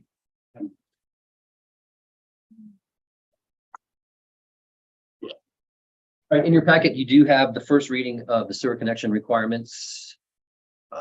After listening to the comments, we're here today. What are your thoughts? Do we need to continue this discussion? Oh, Jesus.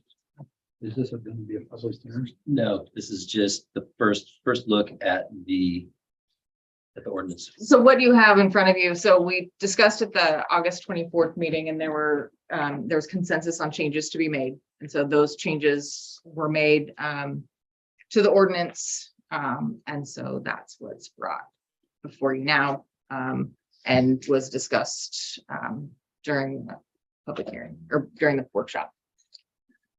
Do you want me to go over the changes? I prepared the slides. I'm gonna go over. Oh, yeah. Council. Happy to.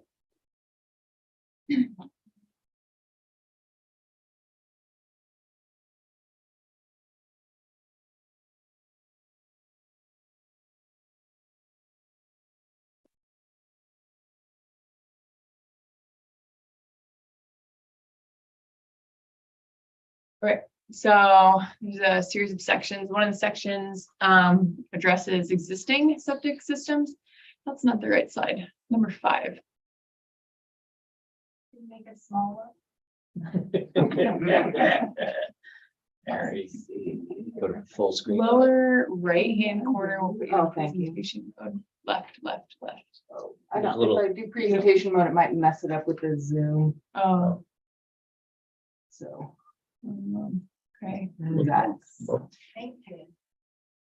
So this is the current code. So currently the trigger of requiring connection of parcels that are currently being serviced by private septic systems is availability. So if you're within 300 feet based on current code, you shall connect. A direct connection shall be made. So now you can move to 7. Where does it say up there? It's 300 feet. There is no 300-foot requirement to this one. It kicks it back into 070. So as provided in 070. So if the building is within 300 feet. But that will be, That, yeah. we'll get into that. But this is just talking about trigger, like, Okay. so the trigger is availability Okay, as it sits currently. Yeah, 7. So the proposed one, since the city hasn't been enforcing the current code to date, and in order to clean that up a little bit, the city is proposing that our trigger no longer be availability, but rather that it be failure. So failure of the septic system is the trigger. However, availability is still like a requirement. You're gonna want to slide up a little bit. So you have to not only be, it has to not only be available, but also your septic system also has to fail to trigger It has connection to be within that space and and fail. failure, not one or the other. Correct. Yeah. So you moved to 8. So another section. That's not right either. Yeah, that is proposed. I wonder how these got almost up. Line current code. You try it. You're talking about 120. No. The most. This is the 350 building one. Yeah. I thought that's part of it too. This one, proposed revision. She handed the mouse in. No, I think it is 8. Maybe I didn't do a current one for that because the current is just what's below it. We're just adding to this. So this is to stop the, this one or this chain revision is basically to stop the bleeding. So currently septic systems are allowed throughout the city if you're outside of that 300-foot buffer. And every time a new septic system goes in, the desire to connect further up the line lessens and lessens, that it gets farther, right? So the obtainability for the folks up the hill gets, fewer and fewer. So this basically says that no new systems would be permitted for parcels in the urban reserve or parcels within 300 feet. So that's no new private system. If you would want to, or if a landowner would want to build an ADU or add a home to a vacant parcel in the urban reserve or within 300 feet, they would need to extend. Rick was just here. He built a lot of parcels and he was required to develop a whole sewer system. So not an uncommon, request. B is expansion of private, sewage systems. Again, that would, as this is drafted currently, that would not be permitted for parcels located in the urban reserve or parcels within 300 feet. So expansion of the private system means if you wanted to add an ADU or add bedrooms and you had your septic system and it was functioning just fine, you wouldn't be able to add another tank, add more drain field to accommodate that new development. However, if there is no expansion required, the city council has tasked us with, trying to figure out how to get obtainable housing and how to help it be affordable to live in Stevenson. We didn't want to, we wanted to make sure that that wasn't something that was going away as part of this. So if your system's sized and you can grow, you can add dwellings, you would be able to continue to use your current system. So C talks about failure. And it basically says you can be permitted a replacement of your septic system if you're outside of 300 feet, but you must be in the urban reserve if you enter into agreement with the city that says when the sewer is coming, when the sewer comes to me, I'll play ball, I'll connect. So it doesn't restart the clock on a new system. So if a new, a replacement system's put in, is constructed, it doesn't mean that it's going to be there for 40 or 50 years. It means that it'll be there until the extension gets to that parcel. So that's that slide, or that's that section, revisions to that section. I feel like if you guys have questions as we're going through, we can certainly get into that, but. So this is 138070, and so this is another kind of cleanup item. Current code says you're gonna lose your picture. You don't want to read all that anyway, it's really confusing. But what it says in essence is the availability means 300 feet to the building that's being constructed. It, depending on the size of your lot and where you put your building, you could be in a complete, you could be required to connect or not required to connect, depending on where you put your building in your house. It's a little bit arbitrary.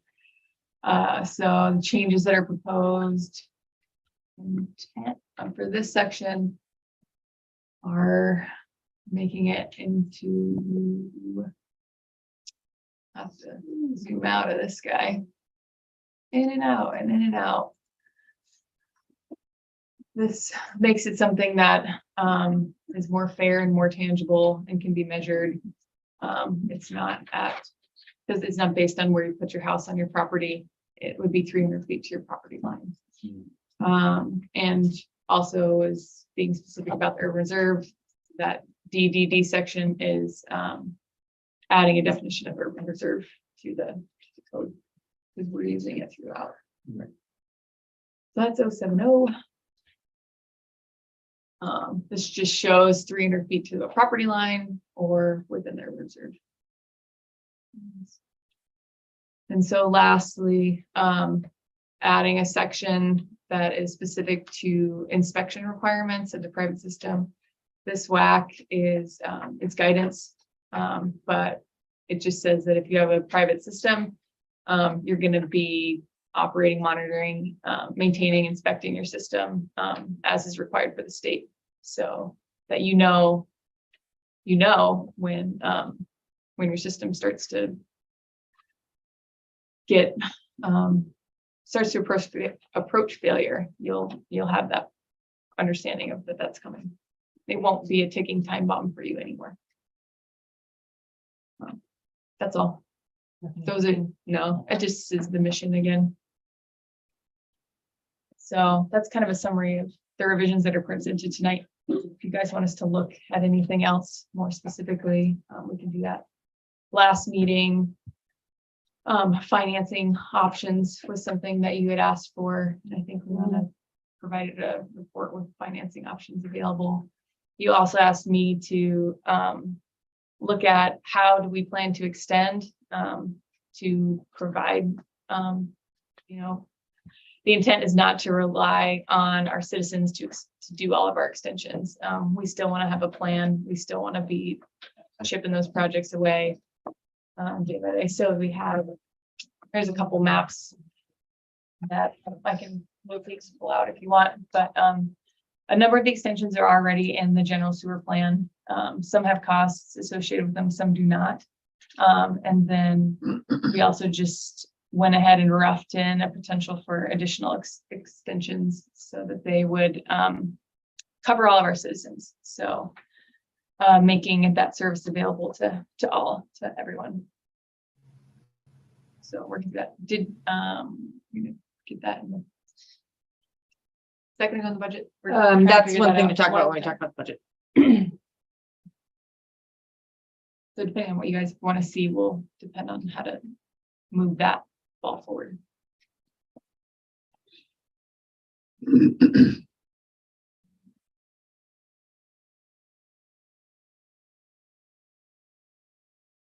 So one thing,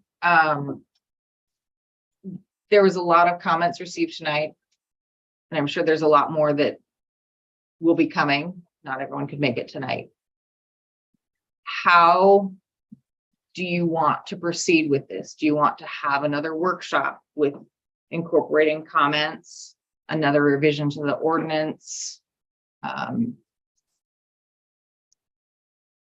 do you want us to? Do you want us to just make revisions based on feedback and present it at the October meeting?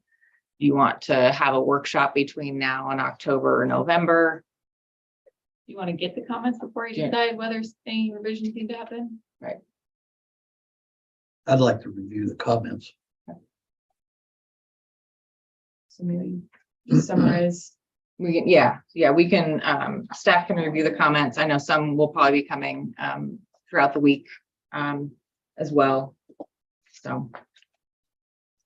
Take all those, including the comments that were received in the council packet for the meeting.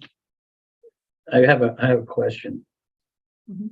So I know put it back in, probably when Ron Shippey was working here, they came up with this 300-foot. And WAC is 200 feet. Why did they choose 300 or 300 feet as opposed to 200? We can be more restrictive. I don't know. Well, I understand Yeah. that. I don't know why it was But just why? like that. He dug Ron. I don't know where they picked the I 300. actually went to his birthday. Yeah, there you go. Yeah, we don't know. I mean, we can be less restrictive. We can be more restrictive. As a city. No, you can't be less. No, I'd like to see us move it back to what the WAC suggests. Myself, I'd rather see 200 feet rather than 300. If we're going to put that kind of a restriction on it. I agree with that. And I'm still, and I get it, I understand it, but I'm still having a real hard time swallowing the fact that we're requiring landowners that have maybe a city lot that falls within having to have the main line brought up to their property, having to pay for that main line for a city structure, basically. And I'm just having a real tough time swallowing that pill. But all the folks on sewer, it's okay for them to pay for city infrastructure that they're not using?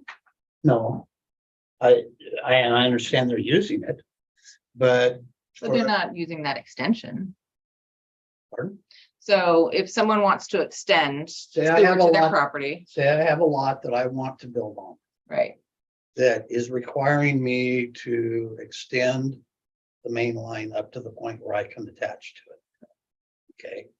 Currently, according to what's presented, is I have to pay for that main line to get up to the point, up to my property in order to be able to do that. So what Carolyn was mentioning is, so you're okay with everyone else in the city paying for a line for you to build your house?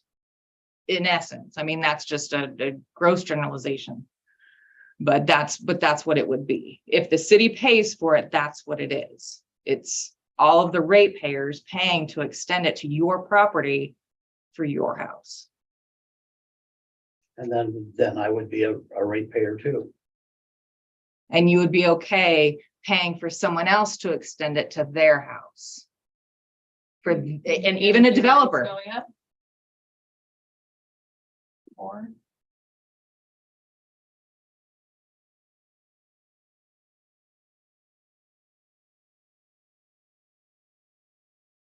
I think we need to have further discussion. and I'm just talking if you are at the No, end of the I- line and you I just get need to it. build I your get house. it, Yeah, because yeah, I'm a yes. ratepayer right now and you're Right, not. right. No, and I get it. Yeah, yeah. So, Yep. but I also understand where where the people that currently have an existing system, or if they have basically one lot that's two lots, and they want to put an ADU on it, but yet for them to have to pay that kind of money to put a main line in order for them to be able to do something with their property. I've got heartburn with it, and I think we need to do a lot more work on it. God forbid, $1 million for a lift station. There you go. So Anyway, Dave, that's my 2 cents. Dave, would you like to see a workshop outside of a council meeting where we have? to kind of I would talk rather, about I would that? rather, us- What are you looking, what's your maybe ideal? we need to have and I hate to use the term, a committee formed of some people that are within the city that are interested in working through this process.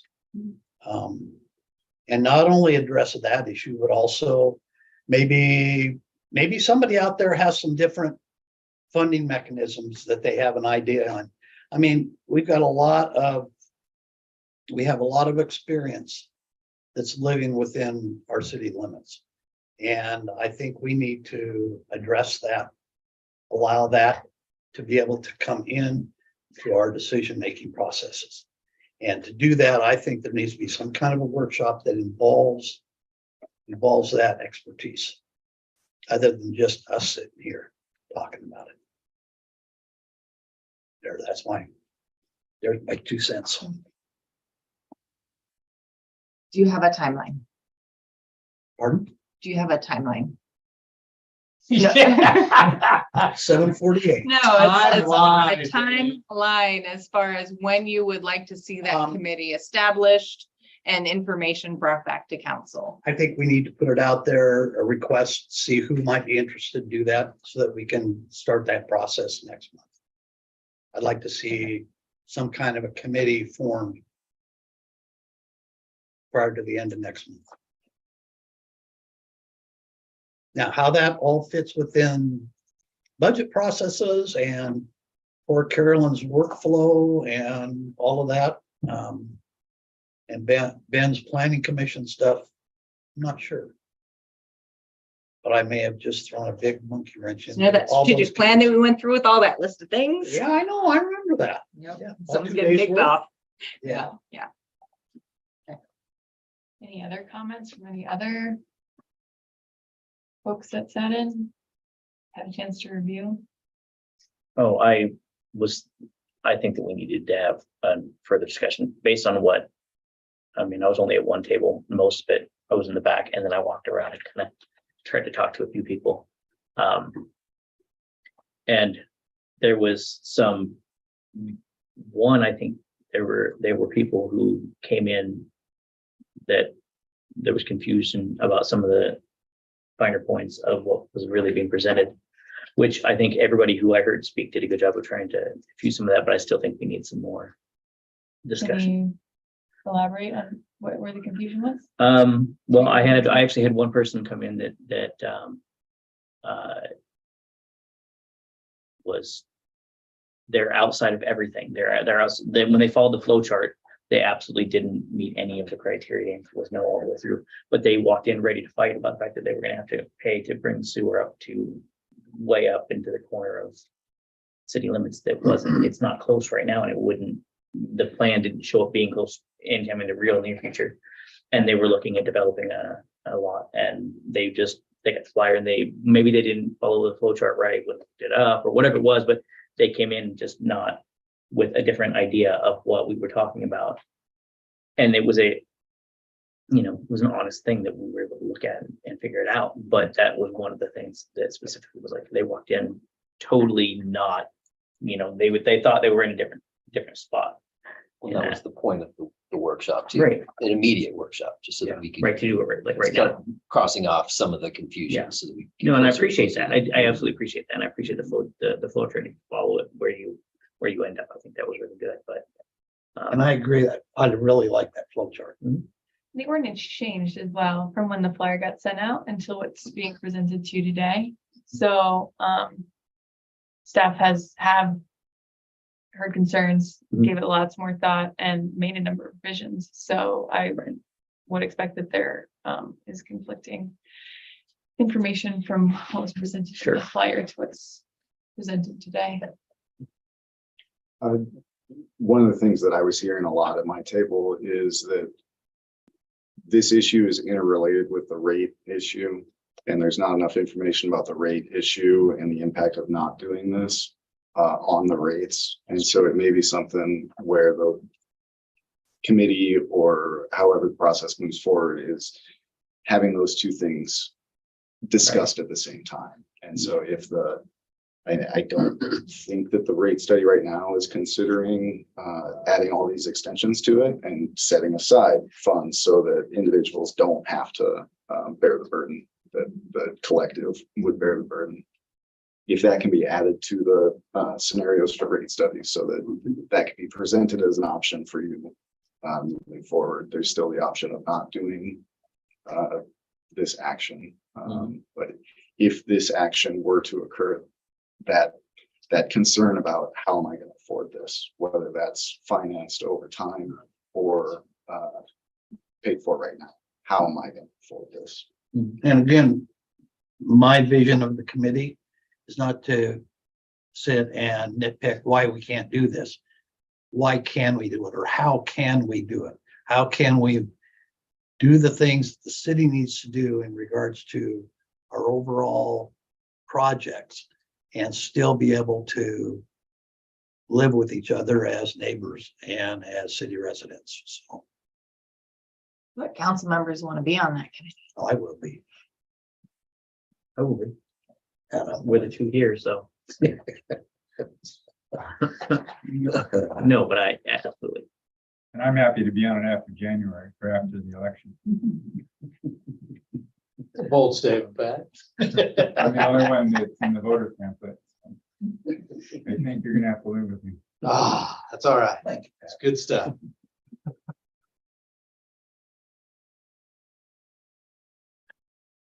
But thank you. I just want to go on record. I want to thank the staff for all the work that they've put into all of the issues, because I know this has been tough. So I feel like they were all very well versed as well, each table. So anyway, thank you guys for that. Yeah, so don't forget, the idea was not only to tie in the rates part of it, or to Ben's suggestion, tying in the rates, but this is a chance for us to look at our density that we identified in the comp plan. This is how we can do that. Every time a new septic tank goes in there, that is a lot that can only be that size. It's going to only have that amount of that structure on it. Sure. We start losing the opportunity to attain that density, those density goals that we set in the comp plan, the big book. So I think the biggest comment I heard was the issue with that density from the comp plan. Why do we need density? Well, we don't want density. We don't want density. Not why do we need it? Right. We don't want it. Well, combination, of both, but yeah, we're a small city, Right. small town. That was the biggest comment. And I get that, but having come from Washougal and looking at Washougal now and what's happening. I was told once in law enforcement, if you want to know what's going to happen to you in the next 15 years, just take a look at what's going on downriver and you will get that in about 15 years. And boy, some of the stuff that I've seen happening down there, we're getting up here. And one of the first comments we started talking about that was meth labs. And it took about 10 to 12 years for the meth labs to move up into Skamania County from down around the Vancouver areas. Yeah. So I always keep that in the back of my mind. And I'm looking at what's going on in Washougal up behind Camas. And every time I go into Gratiot, I look across the hills over there. And sometimes I don't like change. Change is tough. We're gonna get meth labs if we extend the sewer.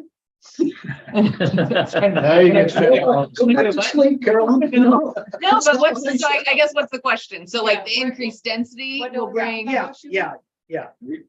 So the concern is increased density and increased population, bring increased drug use and No, increased. no. Increased The trends. the trends. We were having the trend, we were talking about the trends of drug usage Okay, in the Portland metro area. okay, And at that time, we hadn't had those issues in Skamania County. okay. And the comment that was made was just wait 10 to 15 years Okay. and you will see that starting to trend into Okay. your area. And I mean, it was right on. And I'm not saying that that's going to happen because we're talking about this, no. But I'm saying, you look at the growth that Camas and Washougal has had in the last 5 years. And you're going to see that growth. It's going to keep pushing right on up the river. And the next spot that's going to land is right here. We don't want that growth. No. This- I'm just saying. No, that's I'm why, just saying- that's why the high density The area schools is. are down. the schools are at like 40 kids in a class. When I was here, it was over 100. Right. Like, I'm confused. Give it a few Yeah. years. Like, He's saying we're gonna see an We're seeing explosion. explosion in in growth. density. He's not saying that, he's not even saying, he's not tying that to it's negative like meth labs coming here. He's just saying, watch what happened there. Look at how much they've exploded in their population density in the last. don't we need So diversity? that high Like- density area in the comp plan is Makes planning sense for the because future, planning it's for on that its growth way. coming. That's You think it's on its way. Okay, That is correct. okay. Right. Sorry, we got lost on that. Okay. Rabbit, No. squirrel, Well, whatever. okay, moving on. All right, this is the public hearing, working on the findings of fact for the moratorium. I'd like to open the public hearing at 7:58. Staff report, Leon. So we adopted a moratorium at the last council meeting to basically a prohibition on any of a new construction, expansion, or replacement of private sewer systems. So that within the urban reserve or within 300 feet of the public sewer system, which is what we're looking at changing so that we don't get a rush on applications to make the problem worse, which is what we're analyzing right now, or basically make that situation greater as far as increased septics. And so after that, we set a date of today to hold a public hearing on the findings of fact as far as our rationale behind why we're doing that. And if the findings of fact are approved, then the moratorium will be withheld or be held up a maximum of 6 months. It can be extended as we have experience in extending them if there is a plan for lifting it. It can also be lifted at any time by another ordinance as well. So I would see it being lifted with changes to the current sewer ordinance. The variety of those changes can vary. However, that's sort of what I see. So, and it's 6 months from the date the initial ordinance was adopted. So that would be 6 months from, 6 months from August. Whenever we got published, 5 days after publication. Yeah, so. Like Do we currently have anybody waiting for that ordinance to be lifted? Not that, yes, we do. A new development on a parcel that would be a couple. Yeah. Would one of those include down by Rock Creek with the new cabins that they're talking about putting in down there? No, that's sort of. Okay.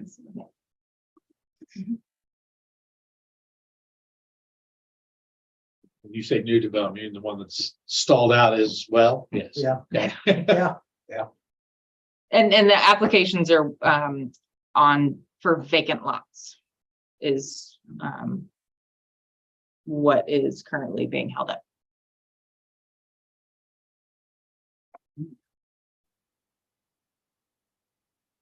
Ready for the staff report?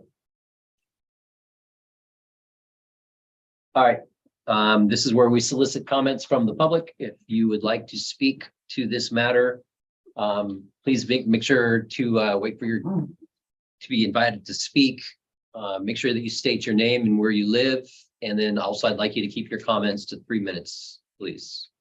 So who would like to go first?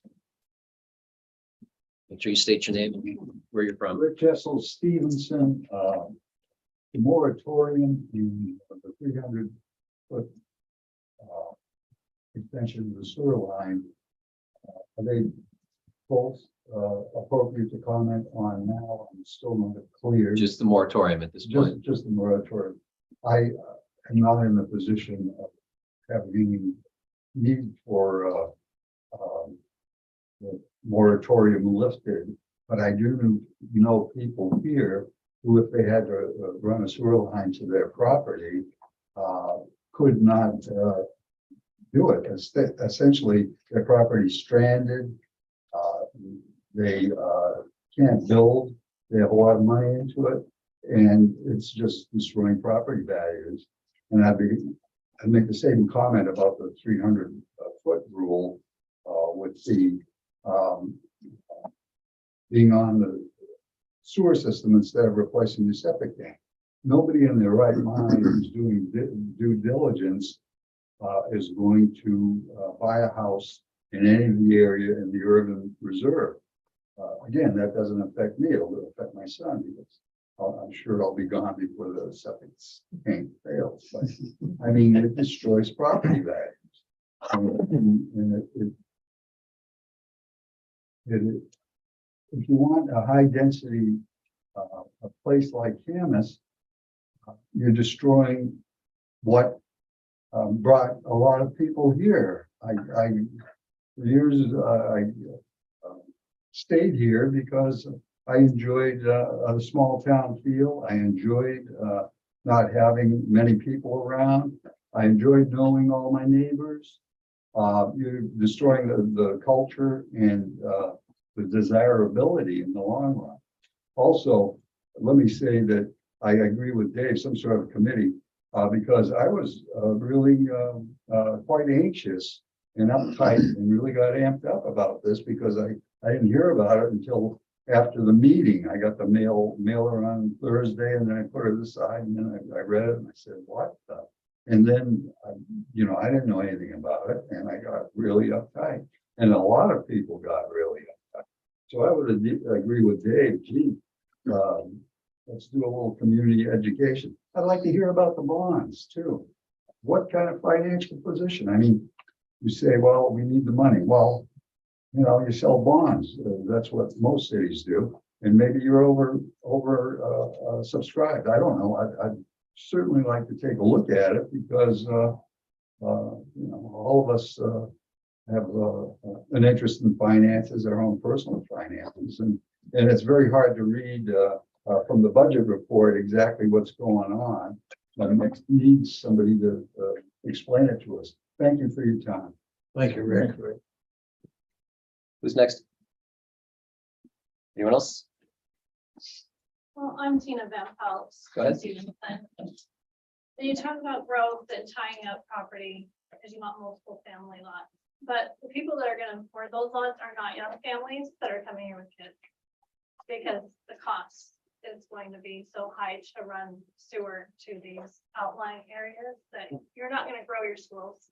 You're going to get people that are retired from places where they've sold their house for a lot of money and they're going to come and that's what they're going to buy. They're not going to bring more kids to this town to beef up our schools.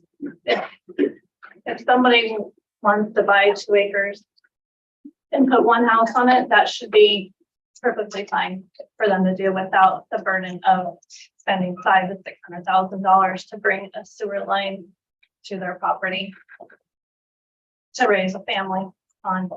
So I have kids here. I'm 5th generation. We're now 7 generations in my family, and I don't want to see my grandkids not be able to afford to live in a town where they have roots. This is pushing the local families out of here. Thank you. Thank you, Tina. Anyone else? I'm Gail Collins. And I worked for the city for a long time, so I've been through a lot of this. And I understand where the city's coming from, but I also understand what some of the public, if you own a lot and you want to build a house on it, it would cost you more than to put sewer up to it than the lot's worth. So it's just going to set vacant. And I think it's going to hurt the city and people. And so I don't understand quite the way we always done it in the past was we waited for a development to come through and they would put the line extension up because they would pencil it out so many lots. And it seemed to work pretty good, I thought. Just because it's old don't mean it's bad. And so I kind of tend to want to go that way because I can't imagine paying $500,000 as an individual to put a sewer line up there. We never, you just can't do it. Your property will be worth it. And then the other thing is we're talking about making the lot smaller. My experience has always been the developers are gonna wanna do that. They're gonna charge the same amount of money if it's a quarter acre or an acre, or, lots are worth what the market is. Some people don't want big lots, so I think that you gotta think about that and do we wanna take our city that, I grew up in and crowd everybody in and basically have another Portland? And what Dave spoke to, I think that's kind of where he was heading. The more people that you get here, I think is going to cause you more issues. And so that's where I'm coming from. So, thanks. Thank you, Gail. What else? Yeah, Dave Prosser. Oh, shit. I know, took a big breath, Robert. How you doing, Dave? I live at 1540 Lakeview Road. I have 3.5 acres, pretty much on the Skamania County Golf Course, and I am surrounded by other property. You cannot get city sewer to my house, to that property. There's no way.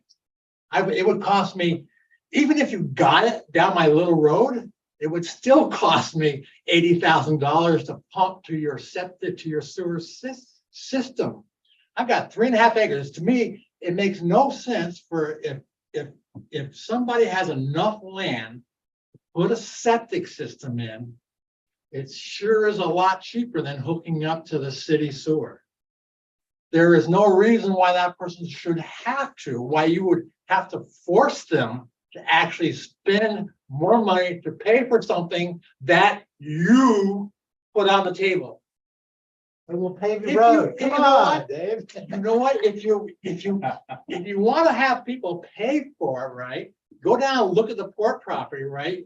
That takes up most of your sewage plant, like right now. What's going down on the industry end, which the port has property out in North Bonneville. Put industry out there in North Bonneville. Come on.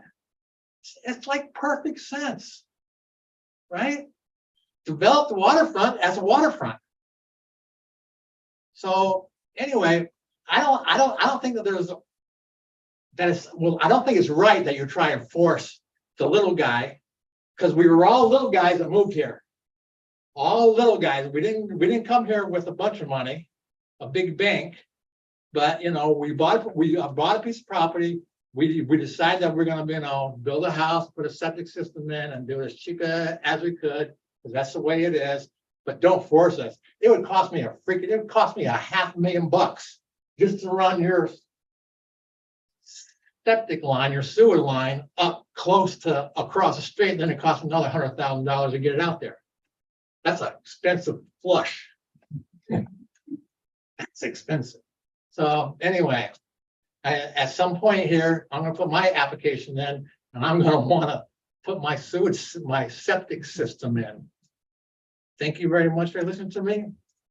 I'm over. Thanks, Dave. Always good to see you, Dave. Hello, Anyone else? Mary Rapar, I live here in Stevenson. Dave brings up a good point, and I'm sure it came up at all the tables, money. It always comes down to money. And I think we just need to find funding sources that $15 million is coming from funding sources. Thank you, American taxpayers everywhere. We're not paying for this upgrade to the sewer plant. And yes, we pay $125 a month for sewer, but there's no way we're going to pay $15 million back to anybody.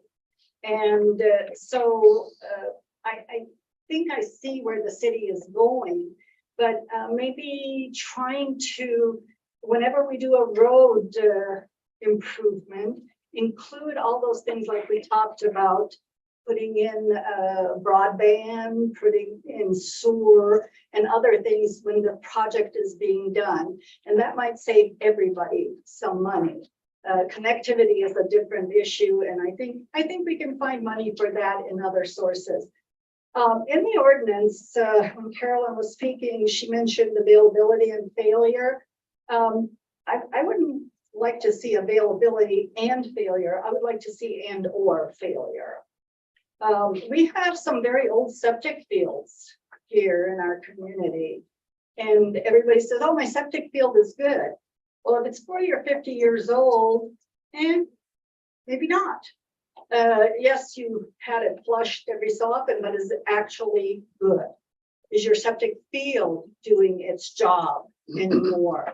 So until all septic fields and all septics are inspected, I don't think we can say that septic fields are not failing in the city of Stevenson. And I would like to see a map, which septic parcels are within 300 feet of a existing sewer system. And it's also a matter of equity too. We're putting in sewers, and those folks who pay a water and sewer bill every month are paying for it. So everybody should pay for it, because eventually some of those other parcels will be developed. Maybe not in our lifetimes, but eventually. And somebody spoke about affordability. There will never be affordability here until policies change.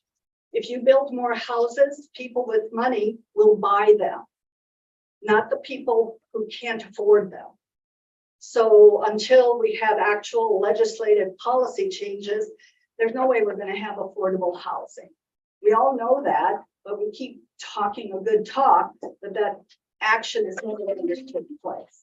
So again, I would like you all, I put in my comments, they're in the record from yesterday, and I'd like those included with this. It's going to come, but let's make it as painless as possible for everybody. We want a community that is safe and secure, and where we have sewer. Thank you. Thank you, Mary. Anyone else? Just for the record, on you're going to vote on extending the moratorium, and it was mentioned that it's not affecting anybody, but there was a couple here who have a building permit in that was put on hold. They are waiting to build their home on what you guys are doing right now. No, So you're affecting their. I said that there are a couple that are building on vacant lots that Okay, just are wanna make sure affected. that Yes, yes. It wasn't clear, I guess. They are waiting to build their home based on this. They don't have building permits in. We know of a couple people who do not have building permits in, who are waiting to get them in until the moratorium is lifted. But everyone that had a building permit in, that was complete, which is everyone to my knowledge. We worked with a couple people who came in like right at the 11th hour and said, hey, we need these things to get a complete building application, so you wouldn't be subject to this moratorium. And so they went Like I and said, I'm got speaking those for them. done. I don't know. I was told they Yeah. submitted their permit. They're on hold. Yeah. If you know them, please encourage them to reach out to the city, because I'm not aware of anybody who is on hold that has their building permit, put in. The only people we knew of that were going to build, and we had talked to them about putting in septic, we notified them months in advance of this discussion to say, hey, just so you're aware, this is a topic that is starting to be thrown around. I don't know when it will hit the fan and when it will come up or if it will come up, but we notified everybody that we knew were even considering a septic system on their property that this was coming. So we did our best. At Rice Stevenson. What I would propose is that the incentives go the other way, that you lift the moratorium, and then the committee will then, if they're worried about an onslaught of people applying for septic systems, which isn't probably likely to happen, you may get a couple. If the committee was worried about that, and that's an incentive for them to speed up their work, to come up with a global plan.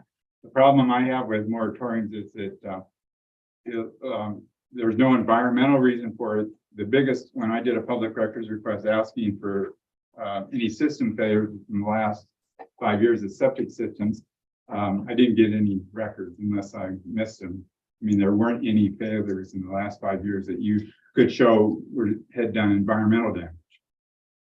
I said those records, all of those records would be most likely received from the county, so but the city I have has no- one, the city has no records. That's okay. So Right. that answer. But the county is the one that manages So the environmental. The city has no evidence of a what that told me. Okay, right? I mean, you don't, or else you would have sent it to me. So. Keep it to comments instead of questioning staff. Let's keep. No, comments, those- please. no, that's rhetorical questions. That's part of my comments. So, no, it is. So anyway, I propose you lift the moratorium, and then I think, Mr. Cox, actually, a lot of your comments, I really appreciated tonight, and, I found them refreshing. But one of the reasons to lift the moratorium is I think we need to develop more trust in government. There's a lot of mistrust. And you think it's just with me sometimes. I'm sorry, I've talked to a lot of people in the last several years throughout the city. And I think that we need to work on building more trust. And if we can get rid of some of that heavy handedness, then I think that would help. And so thank you, Mr. Cox, for your service. Thanks, Pat. I sure don't do it myself. Anyone else? Wes Houston, owner on Foster Creek 365, currently residing on Atwell in my girlfriend's home, which is septic. My property is undeveloped, and I'm in the mix of no longer being able to apply because of this moratorium, which I suggest should be lifted, not only so that I can move my project along, but I can imagine there's a bunch of other folks interested in doing the same. Just a little bit of background. I'm not new to the area. I'm new to the area by 2 years as far as a property owner, but I've been here at least 10 years. The only problem I have here is, just I'm not against the sewer. The postage stamp of a piece of property that my girlfriend owns, when she wants to put an ADU on it, we already have plans to hook up to sewer. No complaint. That is, I believe that's the way to go, the proper way to do things. My property is so far from sewer, it completely, whether this moratorium, if this moratorium is not lifted and I can't put septic in, my property is useless. It might as well be landlocked. I won't be able to start the first phase of my development. I plan on, for those of you that know the property, it was slated for a very large development for a small footprint. I don't plan on doing anything like that, but I do plan on having a few homes on the same property, first of which will have to be septic. There's no way around it right now, or I'm going to lose the place, or some other portion of my life because I'm paying a mortgage on a land loan that's going to expire, and there's no way to get my permit. The next build, if sewer happens to be run up the street, I will gladly connect to sewer. I would prefer to be on sewer on that property, but is unobtainium is, what I jokingly call it, at the moment to connect to sewer. My budget is this big to build, and the budget to extend to sewer would be more than what I plan on investing in the home, because I plan to build it myself. But again, what stands today, the conditions today, we have to deal with today and plan for the future. And that's what this comprehensive plan is all about. But a comprehensive plan is supposed to be complete. And what it's missing is exactly like a timeline, a plan for these sewer extensions and stuff like that, which again, I would be happy to connect to at a later date when it's available. And last final comment would be, I love the idea of a committee. I would love to see maybe a committee of a mixture of council members and residents of a varied experience in the city and varying properties. And I think that, if we really get to the nitty and gritty of things, we can come up with, brainstorm some really good solutions, and they could make everybody happy, because we all have our own unique situations. Sure. That's it. Thank you guys so much for your time. Thank you. What was your name again? Wes Houston. Wes, thank you. Thank you. Anybody else?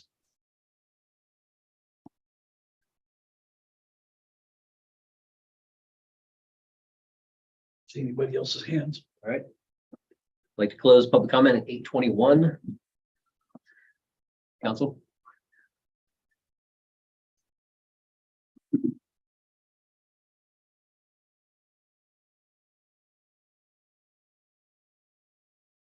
Thoughts? David, Christine?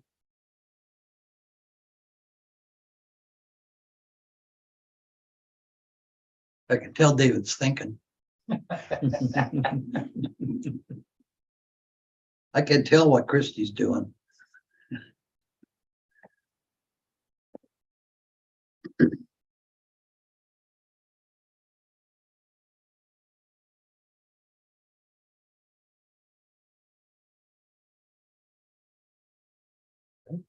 What,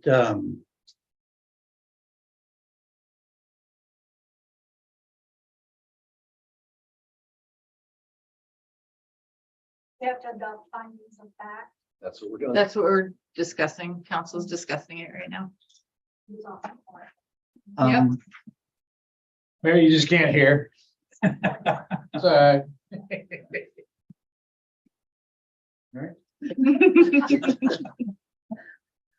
What do you think, Dave? I guess the moratorium is going to get us 6 months, correct? Or From less, August or less. Or less. 5 from now or less. The idea is to have this in place until the ordinance is approved. Or not approved. Right. Or changed, or whatever it changed, is. or whatever. Right. Until we have an answer on the books.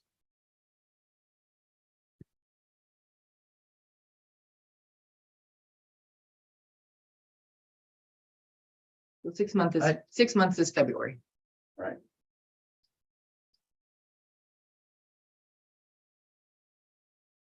Knowing the weather and everything and what, well, what's normally the weather. We're not moving into the building time of the year.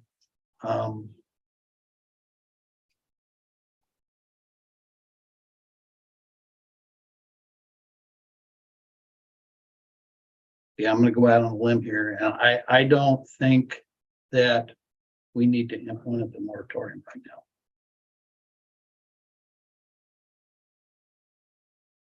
Especially if we're gonna form the committee, get them working.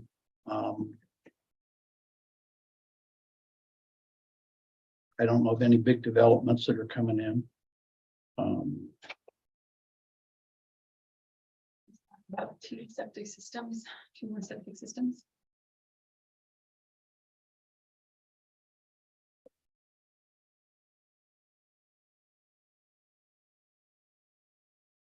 And while they might not start building, their application will be vested at time of submittal. So I mean that they can, if this doesn't pass, they could submit their application tomorrow and not break ground until spring.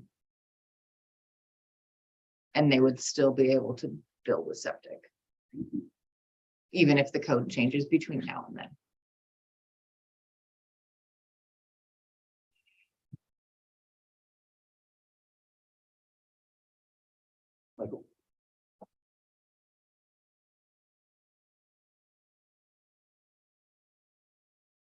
I lean more the other way than Dave. In that. Like we put it in place so that there wouldn't, if the code changes to where it would be something that would prohibit or change what needed to happen on. In a certain instance, if we lift this now, that place, that change happened, you know, they put the application in. Next week, the committee doesn't meet till next month. We agree that a change needs to happen. And it's now they're already in, they've already got, you know, the properties. I'm not, there's no one specific. I'm not like against whatever, but I want to see what's best for the city and what's best for everyone. And so for me, I would lean the other way from Dave, but not that I don't understand what he's saying, that it won't be a big mad rush, but we know we have at least 2, maybe 3 that have been mentioned tonight. And maybe those ones, when we do make a change, they could be on septic. I don't know the answer to that, but that's up in the air. And so we're trying to get, you know, folks getting in at that moment. I lean more towards keeping the moratorium for 6 months. When it may be shorter than that because we want to try and get this amended and in place before 6 months. So I'm not looking at a 6-month one. I'm looking at what's it going to look like in the next 2 months, or, you know, whatever that is based on the committee's findings and public comment and what we hear. So I would lean more towards keeping it in place until we make whatever changes we're going to make. Because we're undermining the changes if we don't. That's my opinion. One of the concerns that I have is we haven't heard any discussion at all about the health department and their authority over septic systems within the city. Are they not the ones that have to approve that final septic system? If somebody puts in a septic system? They say you can physically, so you have enough room, if the soils are right. They um, make those They determinations. make that determination, Yes. like based on the size that's required for home, space that's available, topography, soils, groundwater. Right. So And it's a little bit different than, whether it's allowed, right. And then, two different.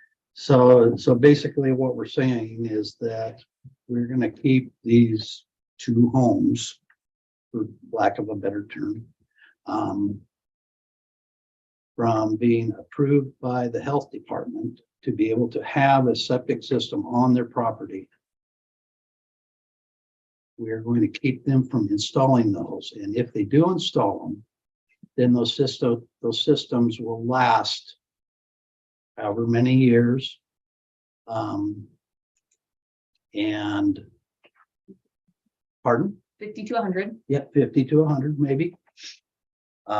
They may choose to hook to a sewer system at some point if it goes by their house. We don't know that. We got a lot of conjecture there. I don't know, it's tough for me to tell a property owner if everything is in line that he has the capability to put that in place. And yet we're telling them right now, no, you can't, because we're gonna put moratorium on things until we get things figured out. We already did that. We did that a month ago. I know that. And they still can, like, go to the health department and, pay a septic designer and pay the health department to do their review. Like, all that can still happen. But it's a risk. Yeah, but why would they if? I wouldn't, Yeah. but they can. That's not the that city's portion's building not. permit process, so. All right, let's, David, Christie, any thoughts? Oh, go ahead, Christy. Oh, no, you go. Okay. I was just going to say that I'm thinking along the lines of Michael, that we should keep the moratorium in place while especially if we're going through this whole process of more public outreach and committee meetings and all that sort of thing. Perfect. Christie? And I'm going with Dave. I hate impeding people building their homes, but I see it both ways, so it's difficult. I just don't like having the moratorium, and I know people that are trying to build, so I know it's frustrating. So that's why I feel like that.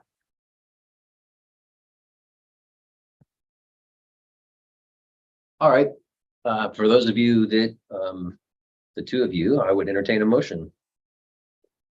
All right. Well, I'd make a motion to approve resolution 2023-418, adopting the findings of fact related to the moratorium on the new construction, expansion, or replacement of private sewage disposal systems within the urban reserve or within 300 feet of the public sewer system, period. I'll second that. First and a second, any further discussion? All in favor, say aye. Aye. Aye. Opposed? Nay. Nay. Tie. You can break it. You can break it and it's not financial. Aye.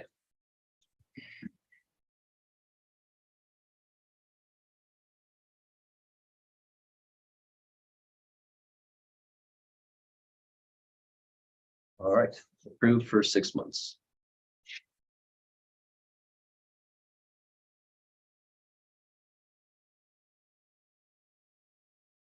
All right.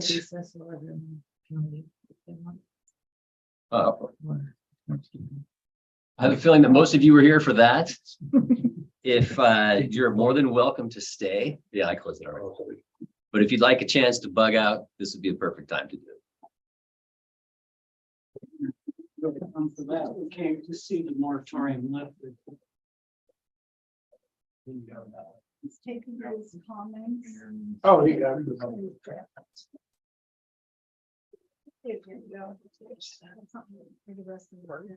You want the agenda? I'm not gonna see it. Let me see if They we, printed any. let me see if we can get a print Okay. copy. You just want the first page? Yeah, Carolyn's writing. is great. Okay. You just want this first page? Shoreline Public Access. Oh, what's, yeah. Shoreline. access. And then Park Plaza, November council workshop, and then budget. All kinds of good stuff. To the woods today. Yeah. Sure, fine. Little green, fixed up double wide. I'm really worried about. I got rid of the white one there. Well, divorce. We had all 3 parcels. Got the little pond. It's the last one on Outlook. Coming back on the right picture. It's a good little spot. Oh, it's a great spot. Easy in and out. Yeah. Yeah. So which parcel did you buy up, possibly? 360. Bigger parcel they were trying to get in, so right next to Holstrom Road, right? Is it in Montana? That far out. No, it's not. It's Yeah, just, it's before the lodge maintenance area. Yeah, okay. Yeah. It's not on the line side. though. It is. It is on. Okay. It's up near Sean's place. Not that far up though. Okay. Yeah. I'm trying to think where the maintenance. Yeah, I know, right, okay, yeah. Yeah, it's a good spot. Yeah, all right. Blackberry farmer for another 6 months. Yeah, hey, dig some out.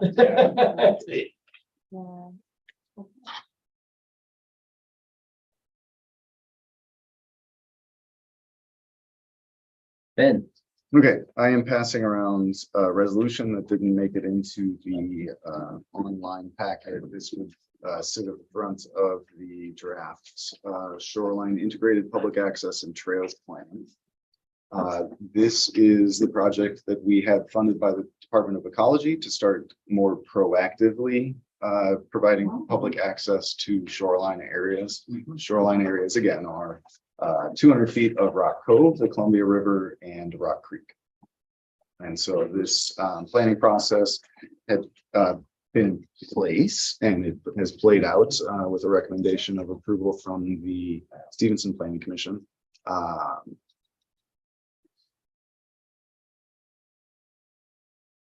More introduction again to the purpose of the plan and why we undertook this to begin with. And I apologize because it's late, but it's part of the story that needs to be told now. So the Shoreline Master Program is a regulatory document. It says when somebody comes in to propose something, these are the criteria that they need to meet. These is what they need to include in their project. If no one proposes anything, well, and one of those criteria is providing public access. If nobody proposes development, no public access is built. We aren't increasing public access to those shoreline areas. So this is a way to more proactively manage how shoreline access is provided. And we've got several projects identified, and they include capital improvement plan. It's all part of this. They can be plugged in as you go in budgets. They can be part of the parks plan that we're currently working on. The 2 projects that I'll highlight within there, one is on Upper Rock Creek, the falls up there. That's was a community concern that helped justify going into this planning process to begin with. It's an area where there's a lot of trespass. There's an amazing resource there. The community uses it. They trespass in order to do so. Finding a better solution for that was a motivating factor for this. The plan recommends that better solution coming from the north side through publicly owned land and working with the county to better provide that access. It also addresses the south side by saying, let's take control of the internet information that's out there. That's part of the concern right now, is that people are finding it and saying, well, just go up and park at the cemetery and hop the fence and go. So one of the projects says, well, let's stop that and put a city resource out there, pointing them to a more appropriate place. And thanks for doing that too, by the way. And another example then on the south side is to say, well, here are a bunch of streets that are too narrow to accommodate travel and parking for those people that are going to the waterfalls. Let's put up the no parking signs and regulate that and prevent that. So that there's motivation again to go to the north side and develop something up there. So accommodating that in a few different ways, three different types of projects or 3 different projects identified within there. And so that was something that was appreciated by those on the south side. And here's a problem, and here's a solution to address our problem. The other project I'll highlight that got a lot of attention is connecting the waterfront to Rock Creek and Rock Cove. And so that one has really building the connection. It focuses on building that connection along Rock Creek, where the Adams Trailer Park currently is, and having a flow through for pedestrians to use that. It also addresses some more conceptual visions for West Cascade Avenue and Bob's Beach area. Are they talking about with that trail, are they talking about a pedestrian underpass? The concept that's in there is a bridge over. I think an underpass is probably more feasible, but it's put in there because it's conceptual and there would be money that's associated with that.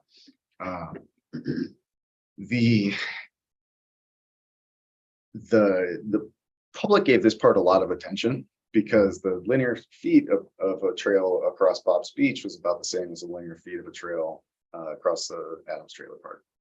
And it wasn't clear where that linear feet was or where the costs were. And so there was a lot of concern from the windsurfer community that we're going to pave a trail right through Bob's Beach. Right through Bob's Beach. I saw that comment. There was multiple comments about that. Yeah. And then the other concern there was that a sidewalk or a trail along Cascade Avenue would obliterate parking in that area. So both of those things are things that the Planning Commission worked through. They're not part of the plan that's presented to you. There is a direction in that plan to, when something is identified for Bob's Beach area, work with the windsurfer community to make sure that it meshes with the operations there.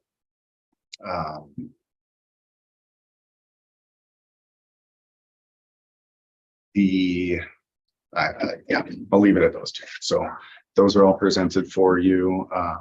The motion, if there was a draft motion in the packet, should be amended to adopt the resolution 2023 419.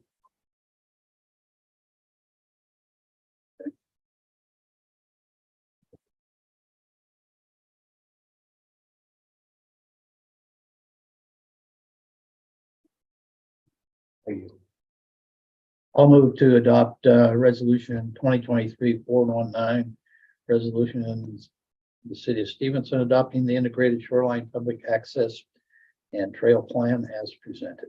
Second. First and second, any discussion? All in favor, say aye. Aye. Aye. Aye. Good job, Ben. Thank you, Ben. That packet was great. Like that, that was really well done. Showing the conceptual, some of those are really cool ideas. So you can leave some of that. Thank you. Yep. It's a lot of hard work. A lot of hard work. It's nice to bring that to the community and again have that proactive way that where you all can start budgeting to put your money where your mouth is about doing this too. If there's thanks, buddy. Parts of those areas are areas that I've always thought would be awesome. Get over there and where you used to have more water access. So. Park Plaza. Yay. So we'll be having the kickoff meeting for the Park Plaza project, the first week in October. And as part of that, though, the consultants definitely need to know, sort of a couple of things. One is, how are we going to pay for the project, or what's the budget of the project going to be? And there's two different routes you can go. One is you can set a budget and design to it, or you can just say, this is what we want, and build to it no matter how many phases it takes. And so as council is now managing this project, that's sort of one of the questions. You know, do you want to see it go in phases? Do you want to see it go, just be done, one and done? And then if so,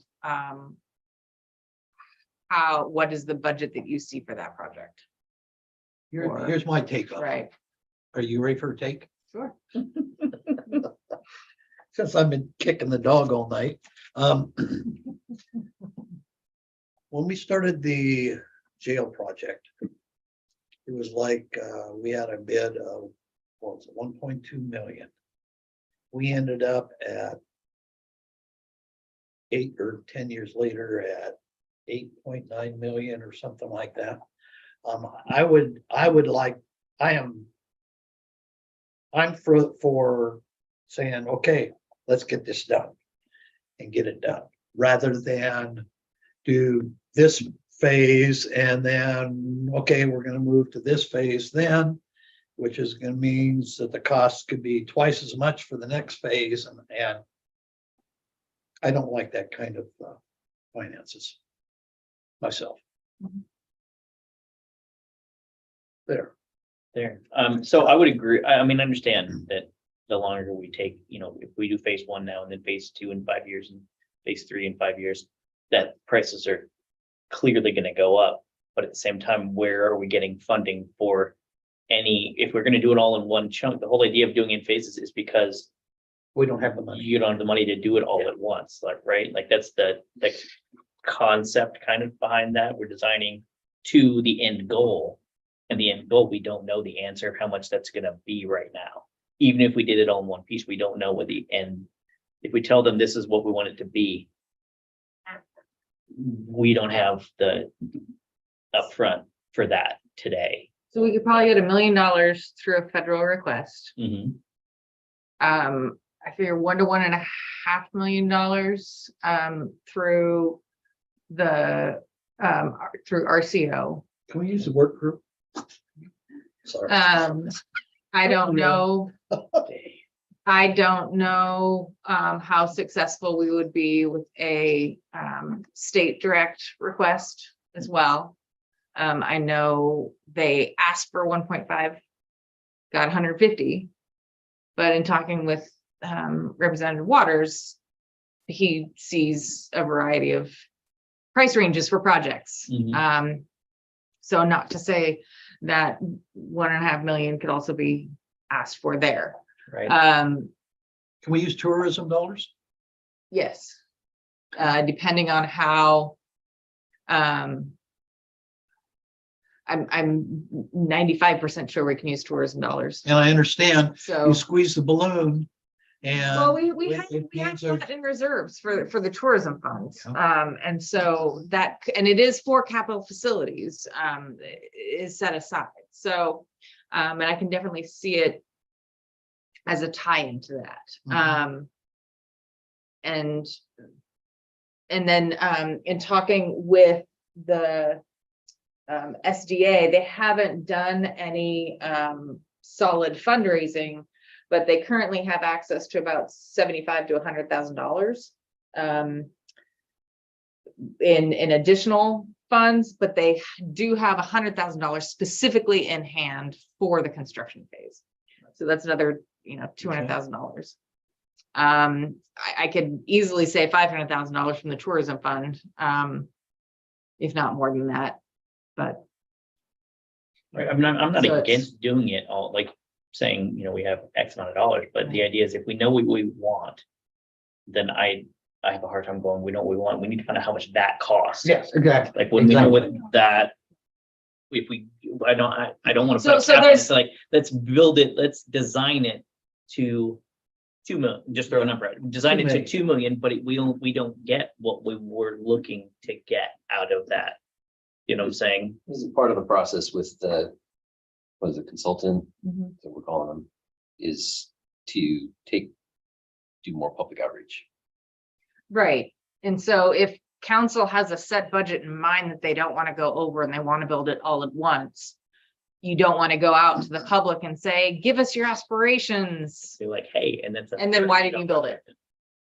Right. So yes, there is a design, but it's from 2015. It kind of started in 2015 and people have kind of forgotten about that process. And there's some concerns about that final design as well. From So if you're looking for a new design. we're looking at, I mean, that design's conceptual, it's not even 30%, so we're getting shovel-ready plans. And we need to know what it cost. One of the things that I was thinking about for Mary was putting some, and I mentioned this to Ben, putting some handicap parking there, right there. That's what I'm saying. I mean, you So- don't have a plan. Well, we That's have- what this is for. That's what we're working on. That's what we're working on. Yeah. Well, yeah, but you can say, oh, I want to build a house. Well, is it gonna wind up costing 300,000 or 500,000? Yeah. If you don't have some conception of what you want, how can you get there? And how much money are you gonna spend? I think you do need a public participation policy or a thing for that to see what people want today. Like you said, it's 2015. And that's what they're doing, but I think to start though, they want to know what direction. When you say they, you mean the consultant. Consultants. Yeah. Because they don't want to propose something and then have council and then have the city not be able to follow through on it, I guess. No. Right. Are they looking for public input? They will be. So that's gonna kick off first week of October, did you say? Yes, and I have a meeting with the county commissioners on October 3rd. And the kickoff meeting's October 6th. October 6th? Is that during the day or is it an evening meeting? The kickoff meeting is just with specific stakeholders and Oh, it's, okay. yeah, All it's right. 2 to 3:30. So yeah, no, it's not with the full council. Okay, we don't need to be there. Okay. Okay. Were some other questions as far as a decision process. So, I'll kind of be bouncing between, so the county we have the lease with the county. So they ultimately have to approve the design as well as council has to approve the design. And then another key stakeholder is the downtown association. So I'll kind of be working with all three of those on trying to figure out various decisions that need to be made throughout that process. So that's just kind of where we're at.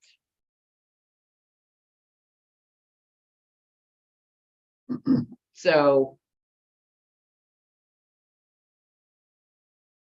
any direction on aspirational or a budget? Well, I don't. Or do you want to see what the one is that we have cost? I think, I mean, I don't know how, like, especially with the funding, like, well, we could get $1.5 million more here. We could maybe get, I think we need to have some kind of idea of like what we're looking for and is going to be, they're saying it's going to be this much. And we're like, well, that's not, we need to come up with something else. Or that's great. So. And I almost see sitting down and, getting a whiteboard out and saying, okay, we're talking, 500,000 from tourism and write that down and so much for here, so much for here. And you get a list of possible funding sources. Take a look at that and then maybe use that as part of the conversation with them. I don't know. I'm just grasping at straws here now. And I mean, I know that it's been quite a while since planning was brought to the public, but I don't know. It seems like that we should be able to get some sort of ballpark kind of based on those initial sort of concepts. So we have some sort of idea if that's something that we can actually, you know, say X amount of money should get this done and that's what we'll do, or if we're going to have to do the phases of construction. Yeah.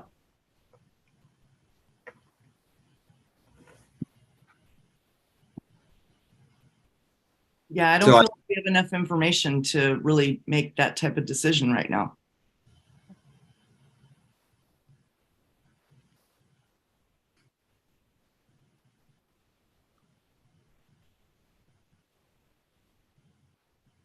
Yeah, I mean, I'm sorry, I wish I could give more, like, that's, I don't know. That's the, What are your thoughts, Leona? My thoughts are trying to manage this project and also get a committee together for discussion about sewer, honestly. As well as the budget that we need to get going, as well as financing a sewer line project that we received funding for, but no grant funding for, as well as the rate study that we can't get back to because we have all these other projects going on. So that's what's going on in my head. Yeah. And so, you know, from my perspective, I just want to get it done. Yeah. But again, Well, I you know, would say, and so the consultants gave a number of about $800,000 to design what we currently have. Right. And that, and typically your design's 30% of your budget. So, that gives you a better, and they, you know, one of the expensive things, you know, of course, all of the columnar basalt, and also the bathrooms that are built into the wall, you know, the structural engineer is like, I gotta be on this on day one because they want to do what? So, again, there's some design concepts that may be value engineered. I'm not sure but if we don't want to, we just want that as the design, that decision needs to be made as well. So do we want it to be exactly what was there? Changes maybe, but like, do we want the columnar basalts? Do we want it all landscaped? Do we want the inset amenities? So those are kind of the decisions that need to be made before we can. When this presentation was put to the public in 2015, we weren't this far along. It was concept. Right. And it was something to show, to trot out in front of the commissioners and to city council to like, hey, we need your permission for what? We haven't got that far yet. So now we have some concepts. And so of course, everybody wants the Cadillac with all the bells and whistles. Right. Of course they do.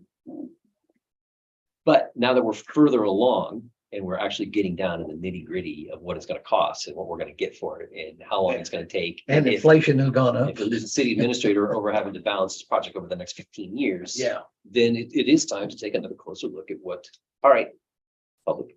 Yeah. This is probably what we can afford. Yeah. Are we good? Yeah. So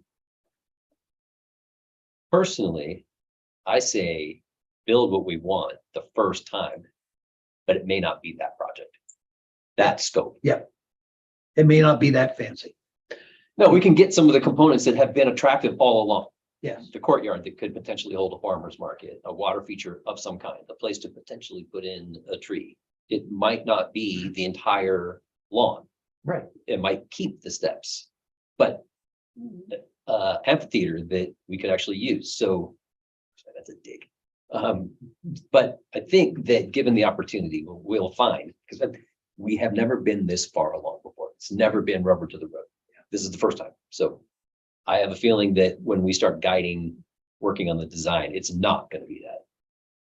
It's not gonna That's be my as opinion, my thoughts. elaborate as what was originally dreamt up. Yes. So what does Leon do then at this? I can present that to the Snap your pencil, goes consultants. home mad. Depends on what you say on the budget. I want to talk to you after the meeting. Oh, man. So I guess we're talking in circles. Yeah, yeah, Do it all at it's once, fine. but we don't know for what. I'll figure it out. No, this isn't allowed. Okay, so does everyone have their calendars out? I do. Can And in do. fact, I actually looked at mine Mhm. and I've Oh, got for some reason, I've got a city council meeting on November 8th and a city council meeting on the 16th. I don't know why I have those dates in my calendar. Already. I do too.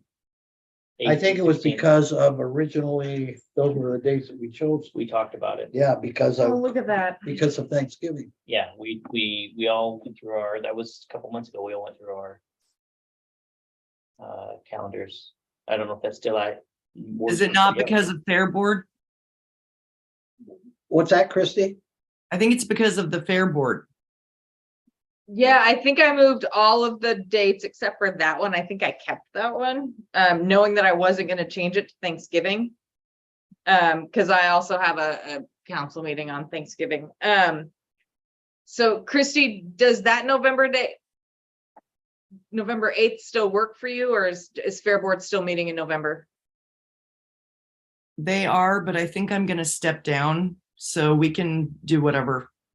Okay, But Thanksgiving is I've got Okay. 3 meetings that month. I've got one scheduled on Thanksgiving and then the other. okay, so we'll put it to November 8th. And confirmed, and that will be just on the budget. Okay. Deep dive, Over. right. And then since everyone has their calendars out, quick change up. Are we doing the 16th too then? Yes, and the 16th, yeah, that's Okay, regular. Okay. It's good. been a joy. Okay. The Southern Comfort is calling. Okay. Thank you, Mary. Jesus.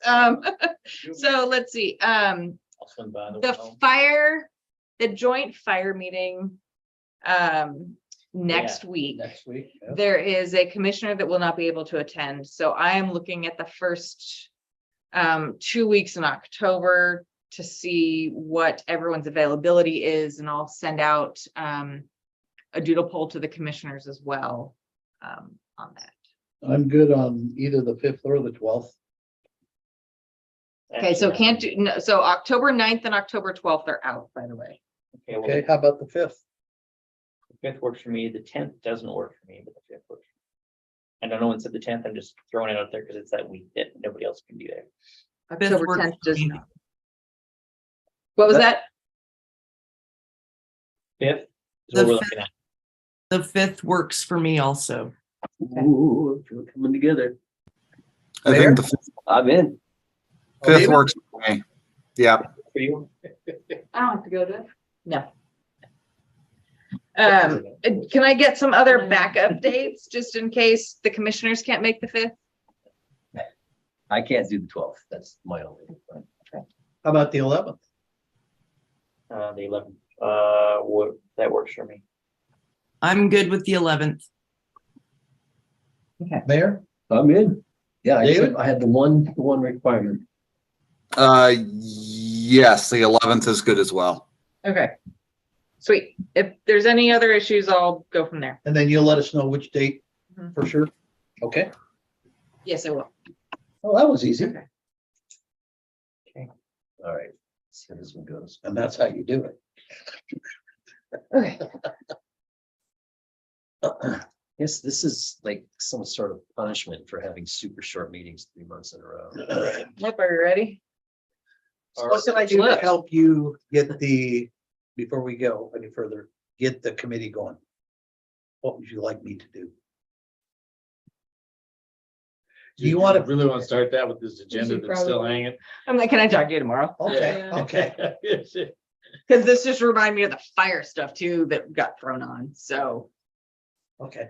yeah, that's, we'll just, I need Okay. tomorrow. Well, just know that Maybe Monday. maybe, yeah, Yeah. because I'm gonna be Yeah. heading into Portland Yeah. early Monday or tomorrow morning. Okay, well, I think staff is gonna get together tomorrow. and We'll come back on. Then you let me know what I need to do to help you do that. Okay. Okay, All right. Oh, boy. You let me know what you need, Dave, as well. will do. So the budget. We have some decisions to make. And it's mostly, so at this point in time, I just need direction on what information you need to make a decision. How's that? So in looking at the budget, there are a couple of things. So there's 2 staff members that are added, and one's not necessarily an ad. We had it in the budget to have a part-time person for streets, and then they were going to Cascade Locks, Port of Cascade Locks for the other part-time, to where it was a full-time position, but we recouped half the costs. And the nature of the work is slightly different between the 2. And so we wanted to reassess and see if we could hire someone full-time for that position flat out. And so that's in the budget. Also in the budget, and kind of ties on to the fire department discussion, is a full-time fire chief. And that does a couple of things. One is Rob's been wanting to retire for a while. The other one is, out of the strategic plan, there was a recommendation for staff to be hired to help implement some of the policies and other items out of that strategic plan. So What's that it? position would, Full-time? in the budget, it's full-time fire chief.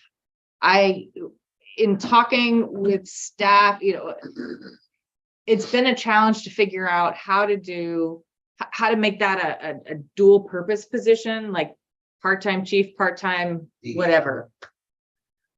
Well, yes, part-time Department of Emergency Management. I mean, in the end, it all comes out of the general fund. So that's sort of where I was getting at, was with the changes to the budget with the sheriff's contract and with the addition of this staff member, we are exceeding our revenues by $190,000 for this year. We are okay this year and next year, but in 2026, we start getting close to not being able to meet our financial policy of 10% of costs. And then definitely in 2027, it's a negative. So it just, because we're eating into our reserves. Sure. So trying to figure out how to balance it all. Sure.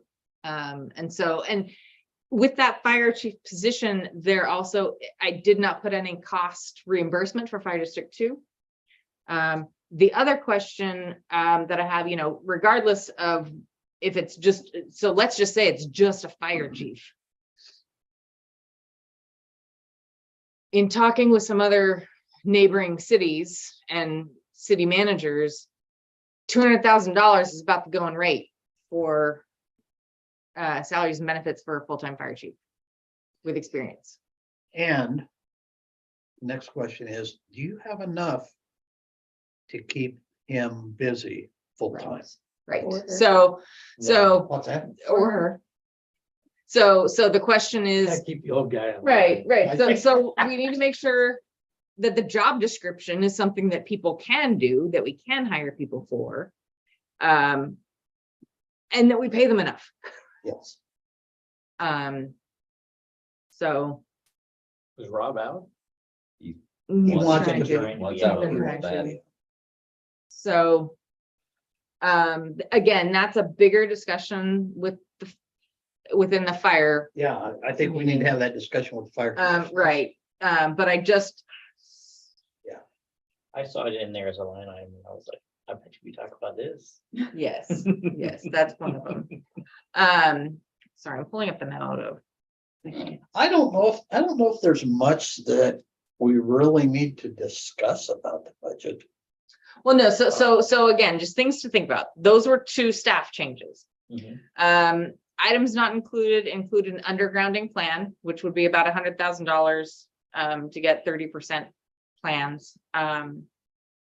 The design of an additional gravel road development. So again, that's being pushed off.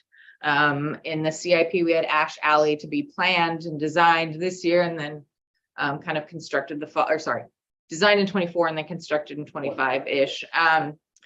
The one thing that I didn't put on here was the general sewer plan that we've been talking about doing.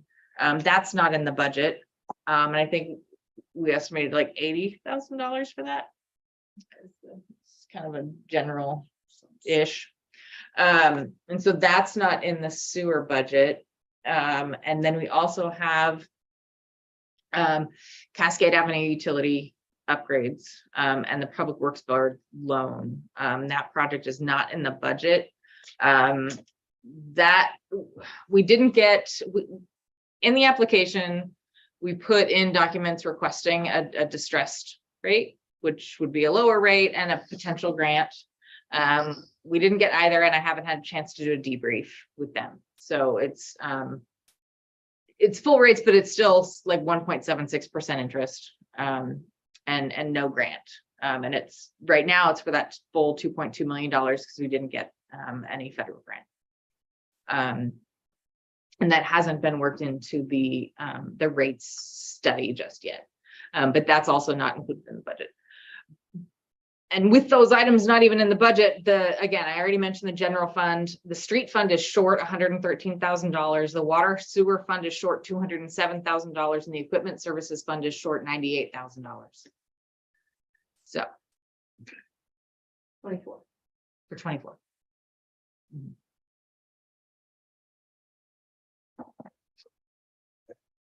So those are the things that I need you to think about and look at. And then if we still want to have our meeting next week, a special meeting, a workshop, do we want to talk about this or do we want to not have the meeting next week? We were going to have it. It would have been on. Would have been the fire meeting, right? It would have been the fire meeting, but also initially when I set up the meetings, it was training. And so the training was going to be on. I try to make it on budget. Budgeting basics is what it was going to be on, but it's. Well, why don't we it's a try to webinar. hammer? Why don't we try to hammer this out on Thursday? Okay. Okay. I mean, that seems like the most logical thing we need to be doing right now. Get that off your plate. Yes. And I'm not at my best right now. No, I know. That's what I'm like, things to think about in the memo. I'm in That's- the rapid eye that's movement the- right now. That's the gist of everything in the memo. Oh. There you go. How I talked to you tonight was probably a little bit off. It was just, it goes over my head all night. Oh, no. I'm like, feel weird today. That. Well, see, I'm dealing with vertigo right now, so Oh, sorry. yeah, it's when I was watching over here and then I'd move back over here, everything just kind of goes.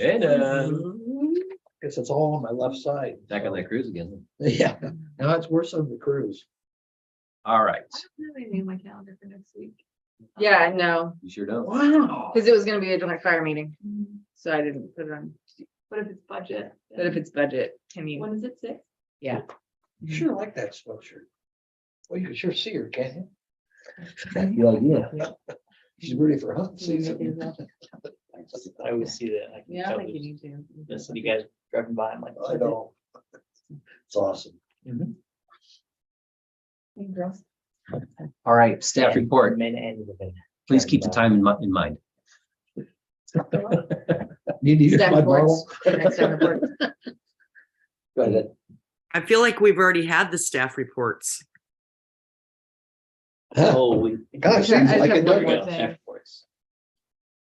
Very happy to be done with one project, the shoreline access plan. So thank you. There are others in the queue and going. So there's no shortage. We'll be happy when Shinnedeer a final decision is made on that one, and we can turn the effort into houses and new community leaders. So Never gonna happen. Parking was done, initial data has started, been crunched for that, so the Thursday was busier than the Saturday for those 2 dates that we had. So again, just 2 more data points to add to it. Thursday was busier. Midday is our busiest time. It's not in the evening. Yeah, it's crazy downtown during lunchtime. Downtown wide, never were we more than 51% full. Individual blocks, different story. But there's incredible reserve of parking to use for the different people that want this. just have to walk a couple Subcommittee and planning commission will be evaluating the data and presenting you with actions based on that data too. So happy about that. Michael, we'll see you tomorrow. For And would you pass on to the planning commission, just give them our thanks? Because I know that sometimes that's a thankless job and they do a lot of work, so pass that on to them, please. Carolyn?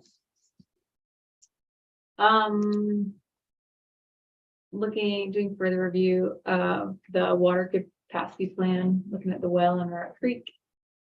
Stress test for the well came in at $10,000. So I was gonna see if I can find some funds for that project. So I'm turning over a couple rocks before I said, looks like we're paying for that.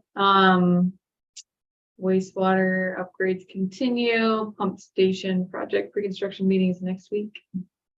Stormwater fall rain is coming, so the guys will start cleaning out catch basins in preparation for that. You guys saw the striping with the streets. We are gonna do about 8 trees downtown, and next year we're gonna pursue a grant for the remaining ones. And the equipment, last month we surplused a couple, we made $6,000. On the personnel side, we have CDL training coming in for the next couple of weeks. We've got 4 crew members who will be taking those. We're also working on bringing in AC pipe training because again, a lot of new staff. We've been we plan to work with the county. Some of the county folks are joining the CDL training. I would expect some of them would join AC pipe training, or PD maybe would join AC pipe training if we brought that in house. We have 2 new hires. Cody Rosander was selected for our wastewater treatment plant operator 1, and John Schultz is the new utility maintenance worker. Thank you. That. Nepotism in there, huh? Nope, no, not supervising. Okay.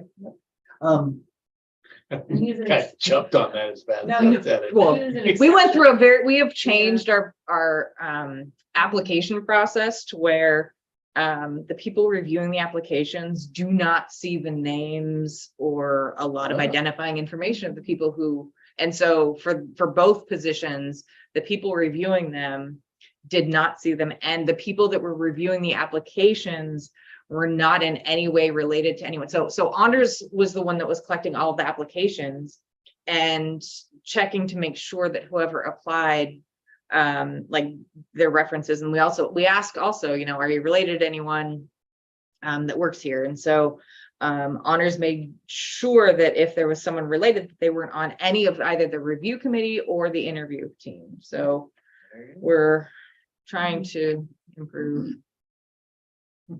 So trust me. That was a quick jump, yeah. Our final date, Yeah. like Bringing it online. next August. It's August. Mhm. All right, thank you.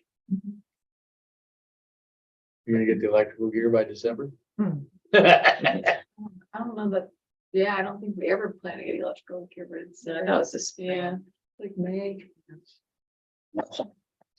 Great job on the supporting documents for the workshop. Yes, thank Good you. job. Thank you. She's been rocking it with GIS. With that, but Isn't that definitely awesome? have to. Been working really hard with Grant. That's great. If you need any of my GIS books, you're more than welcome to them. Good news, bad news. Good news. The financial and single audit is done. All right. Bad news. Accountability audit has a finding. All right. Well, you gotta So- give them something. So I thought we bad. were trying for no fun. What did the finding? There was a law change in 2017 that required a piece of paper that every responsible bidder needs to sign, saying that they have not been banned or disbarred from state jobs for the past 3 years. Really? Yep, And this was something that was not Yep. discovered since then. right. So, So so 5 So, years and later, because we had, from because 217 on? because we 2017? haven't, well, they looked at 3 projects. So it was Main D, Cascade Interceptor, and Stellar J. And in all 3 of those, we Crestline didn't too? ask them to sign that piece of paper. Okay. What They is? signed a bunch of other stuff, but but not that specific one. so that other maybe came entities after have some been hit. So- same thing. So they were clearly looking. Look- Well, yeah. the impact that it has on us though is on funding. So Right. we can't, it's You a have to show that ding. There's a finding. It's a ding. Yeah. So it drops our score down when we go after financing or funding, in Sometimes that is anything. the barrier. And to so, entry. Oh, finding. right, right, See is when it's gone. right. And it won't be gone now because they have staffing issues for 2 years. Oh, it's 2 years. So yeah, we'll probably be chatting with our representative about No kidding. our experience this go Is there a around. way to, So we also have to Like update our sponge. policies and procedures and make sure that we have a checklist and just make sure everything's a little bit more robust. So again, when more things are added to the plate, these are. What's next? But it's also things that we miss, when we're busy and we don't see anything. That was all I had. well, I would thank you entertain a for all motion. your hard work. I would entertain a motion to approve the vouchers. I can make a motion to approve the vouchers as presented. Second, First and second, any discussion? All in favor, say aye. I Aye. I beat you, Christie. I know, you tried.